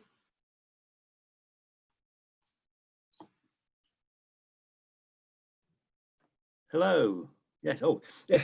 Yeah. A few quick questions, really. On the comparable charges on here, it refers to comparison authority, refers to neighbours, and only two of those are neighbours, right? West Berks and Test Valley. The ones who are neighbours, East Ants, Hart, and of course my next door neighbour, Winchester, aren't included on there. But the other thing is where it says N/A, is that not applicable, or there were no figures for that because they don't charge for it? I mean, it's just it's a bit sort of vague. I know I've often commented on when we often have these sort of charge ones like that, it tends to ignore Winchester. Always seems to get forgotten for some reason. It's like it doesn't exist. But whereas the other ones are shown, I mean, obviously they're all large. I mean, Portsmouth, you'd expect anything to be expensive there. It's a relatively small, compact island with no ground. The only football grounds I've ever seen down there all seem to belong to the Navy or whatever, or apart from Portsmouth at Fratton Park. But other than that, it's you know, they're often unusual comparisons. They're either very sort of compact urban areas where you wouldn't expect them to have a lot of football pitches that are, you know, land is very valuable. That's always one of the issues there, makes them more expensive. But we've obviously got loads of football pitches and build more. And in the rural areas, you know, the small clubs that use them don't even get charged for them when the parish council own them. So it does seem, you know, it's not. It's one of these things. It doesn't generate a lot of money for us, but it caused a lot of problems for the clubs, which I think was the point of the original motion. Okay, before you answer that, Councillor Bean, I have a group of friends who set up a local youth football club, and they've struggled to try and get a pitch in Hart. They pay for everything themselves, for the lines, for the cutting of grass, for everything. So, you know, if I showed them this report and what we were charging, they'd be very happy with that sort of result. But Councillor Bean, can I just stand you over for a reply to Councillor Tilbury? Yeah, I mean, in terms of the appendix again, I think we're straying back into the actual charge for full hire of the pitch for match days, which again is not kind of the purpose of this evening. This is around reduced fee for training. However, my understanding is, in terms of specifically around the NA on there, my understanding is that at the time that the report came out to councillors is that we hadn't been able to obtain a figure. That doesn't necessarily mean that they're not charging, but I think some further work has been done on that, because I also too asked the same question that you did, Councillor Tilbury, which had also been picked up by another councillor. So Mike, I don't know, perhaps if you can add some more detail around the comparison tables, please. Sorry, Mike, I don't think your mic's on. Sorry, I apologise. I'm sure what you were saying was very interesting, but... I think it's always difficult to compare apples and apples, and I heard that just mentioned earlier, apples and pears, etc. And arrangements are very different in every authority. So the benchmark table we had a look at across local authorities as to what they were charging as a baseline from which we could draw some sort of comparison. It's fair to say that a lot of town and parish councils also provide small size pitches. They also book school pitches as well in the education establishment. So there's a whole lot different set of arrangements around the county. I think the purpose of the comparison was to show that the proposal that we were putting in place was actually a very positive message in terms of, you know, we talk about junior football struggling to cover all their costs and memberships, etc. I think this proposal does highlight that we recognise that. But it's always difficult to strike a balance between increasing participation while also striving for service efficiency. So, and I think that's a constant challenge we constantly need to face all the time. And that is governed and dictated by the demand You notice in the report, we've talked about reviewing the demand and the changes that are taking place between less adult football, more junior football, etc., as well as the rising costs. So it's an important part of the process that we do get feedback from members and colleagues that we can absorb when we consider these matters on a year-by-year basis. Excellent. I've just got one more speaker, Councillor Carruthers. Speaker, questioner.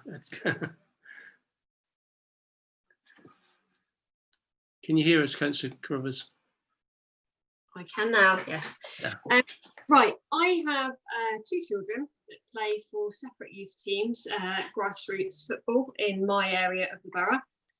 I absolutely approve of the reduced fees, but I'd just like to make a point that the pitch hire fees are just a small proportion of what we're actually, the things we're paying for our children who play football. And it's often things like the membership of the FA and insurance and things like that that are a bigger cost. So when there was talk earlier about the loss of people playing football, I don't think for a minute that it would be the reason behind it would be something like the pitch fees. It's a great thing to see it reduced, but it's not going to make a massive difference to what we're paying. Because most of the costs come from other areas. Also, it's great to see the commitment that Basingstoke are making to the coaching bursary. That's actually a fantastic contribution to football because most clubs, well, all clubs have to have fully qualified coaches to run them. So that's really positive. My own children are actually playing on private land because where I live at the moment, there isn't actually available borough grounds for them to play on, but that's very common. Many football teams are playing on private land. Just also a question, do we have access to a list of open parkland? Is that accessible to councillors and also to the football teams? Okay, Councillor Bean, would you like to respond to that? Yes, so thank you very much for the points that you've raised. Just in terms of your point around actually the cost of hiring pitches is actually not insignificant, but it's just a small factor of all the other things that have to pay for with football. And I'm quite conscious actually that's across the board with a number of sports, not just specifically football. And I think that's why it's important that we do work collaboratively with all partners just to ensure that, you know, we are doing together all that we can to ensure that people can access sports, that, you know, participation is high. In regards to your specific point around open parkland, again, I asked the very same question, you know, what is suitable areas that people can train on? I've been given a couple. So for example, and I wrote it down so I wouldn't forget, but Popley Way, Oakland's Way, but I believe there are more. So I think that there may be an action that we can take away as a team, just to try and pull together a bit more of a comprehensive list of land or space area that's available for people to train on, which is at no cost, because I think that would be helpful, that if we're saying that it's free to train in certain places, we should at least be able to tell you where those are. So I think there's something we can take away on that one. And I think absolutely at the moment where teams are going to have to be training in much smaller groups, obviously if we're aware of where those lands are, that where that land is, then there's the opportunity for those teams to go off in different directions. Yeah, so we'll take that away and we'll work out the best way to get that message out to clubs as well. Thank you. Okay, do we have any more questions? Ellie? Chair, as it's been 3 hours since the start of the meeting, can the committee agree whether they want to continue or not, please? Yes. Is everybody okay to continue? Okay, I don't see any objections. Until when, Chair? It's getting past my dinner time. Okay, that's right. We've got one You've more been here big. 3 hours. I mean, you've got to wrap it up somehow. Well, the problem is, and I apologise for this, because we've missed quite a number of meetings due to the current situation. I asked for us to try and do a major catch-up tonight, so I apologise for that. We've had a couple of important items on the agenda which have took a bit more time than I expected. We've got, well, if I just sum up on this one, and we've got just one more item to do after this. So, thank you, Chair. No problem. So basically, I think we're all saying that the cost is fair. You know, when we look at what it actually costs to maintain these football pitches. We've got a request here for Basingstoke and Dean to provide a list of training grounds for teams to use, and we all feel that Basingstoke and Dean are providing the services and in a position to improve those facilities. So basically, it is recommended from the committee that, well, the recommendations from the committee is asked to note the current arrangements and comment on the principle to introduce a significantly reduced training pitch levy as opposed to charging a full match fee for occasions when clubs seek to use marked out grass pitches for training purposes rather than matches. So I will move on to item 10, which is recommendations from the Task and Finish group considering the council motion on community safety patrol officers. So I will introduce this. This briefing paper provides feedback on the work of the CSPO, Task and Finish group, the group, formed on the 30th of January 2019 in response to a motion presented to Council on the 13th of December 2018 concerning the provision of a community safety patrol officer. The original Council motion asked the group to review the current CSPO operation, ensure that it was adequately supported and explore the options for more powers and putting more CSPOs on the ground.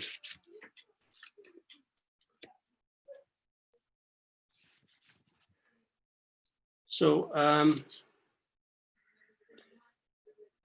I don't personally have any more comments to make. I think the group have done quite a good effort. We are expecting some sort of report on this, which I'm not sure if we've had yet. But I'd like to hand it over to the councillors. Are there any comments on this? So Councillor Cousins, Kinnear, Carruthers, was that? No, and Fawkes. Hang on, Cousins, Kinnear. Well, we'll start with Cousins and Kinnear. Thank you, Chair. I'll be incredibly quickly. I just want to put on record my thanks to the Task and Finish Committee for the work that they have done. I think that what they have put forward is very comprehensive, and indeed it was very good news that the additional funding was sought for in the budget that we approved in February, and likewise we should continue to watch that, and if we feel that we need to continue to supplement that budget, we should do so. But first and foremost, we should thank the members of that Task and Finish for doing such an impressive piece of work. Thank you. Councillor Kinnear. Thank you, Chair. I'd just like to say that I was on the CSPO Task and Finish group and I found it very interesting. We had some good discussions. Really positive is that now we have CSPOs. I've seen them and see them a lot in the rural areas, a lot more.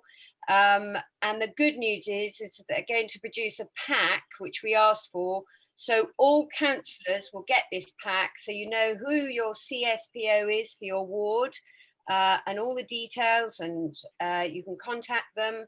The other thing I did was they were all introduced to the local traders. They felt a lot happier. They know who to contact.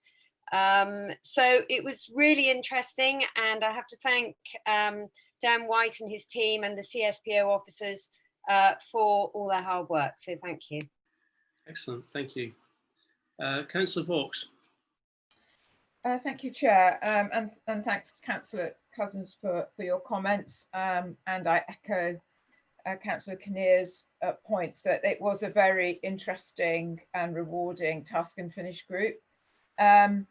I think that they have done an enormous amount of work to raise their profile locally. There is a lot more presence in the social media, as well as their physical presence around the borough, and I think it's proving very, very helpful. I think they are becoming very much an important part of our community structures, and trusted members of our community. I think the only thing that would be really good is to have a bit more stability. The team changes a lot, which is perfectly understandable. It's often a stepping stone to people joining the police force. But yeah, the continuity would be fantastic. But they're a great bunch of people, and they're doing some fantastic work. Thank you. Excellent. Councillor Jones. I'd just like to say, I think the CPSOs with this pandemic around have done a terrific job, and I think they should. We as a group of people, councillors on this committee, should thank them. That it's been a real task for them, because it's not just one thing they're dealing with; it's all the community, which they do very well. But it's been they've been in the danger zone, and I think we should thank them. Done a terrific job. Yeah, agreed. Very much agreed. Definitely. And you know, it's good that a lot of the items we spoke about tonight are community involvement, and these guys seem to represent that quite well, don't they? So, is there anybody else who'd like to speak? That was a quick one. Okay, so basically, the committee would like to say thank you very much. It's been a great setup for the task for this group, and the task and finishing group have done a good job in getting everything arranged like that. As part of my recommendations, the committee is asked to note the report, comment on endorse the recommendations of the CSPSO Task and Finish Group. These are: 1, acknowledge CSPSO operation has been reviewed; 2, thank the community safety patrol officers for the work that they carry out across the borough; and 3, acknowledge that the creation of the information pack will help to raise the profile of the CSPSOs. Okay, I shall move on to item 11, which is the Community Environment and Partnerships Work Programme. So the committee has been asked to note the review, its work programme, and to receive updates on the lead members of the task and finish groups.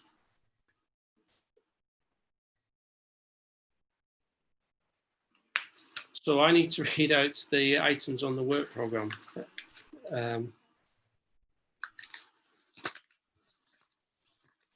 Which are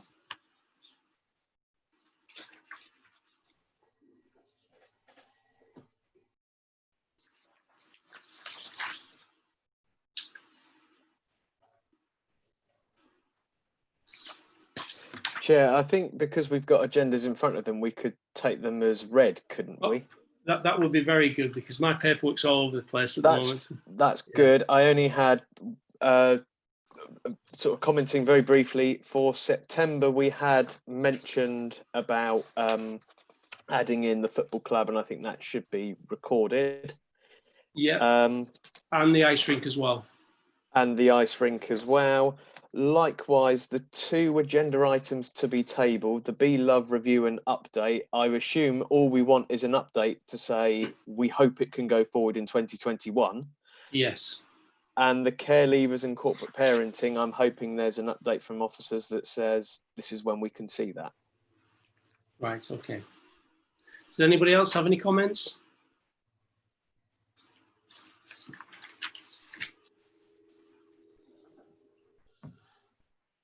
My only comment is bon appetit. Yeah, okay. Well, I think that's it. That's it, actually. So I've nothing further to add. Thank you. Sorry, Chair, just quickly, just in terms of that care leavers report, is there any indication that Ellie or Ian can tell us in terms of this is when we're likely to see it? Ian, Ellie, are you still there? Yeah. I'm not sure at the moment, but I will speak to officers after the meeting and confirm when that can be brought forward. I'm afraid I can shed no more light on that matter either.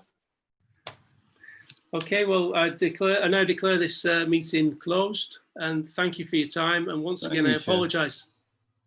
Once again, I apologise for making it such a long meeting, but I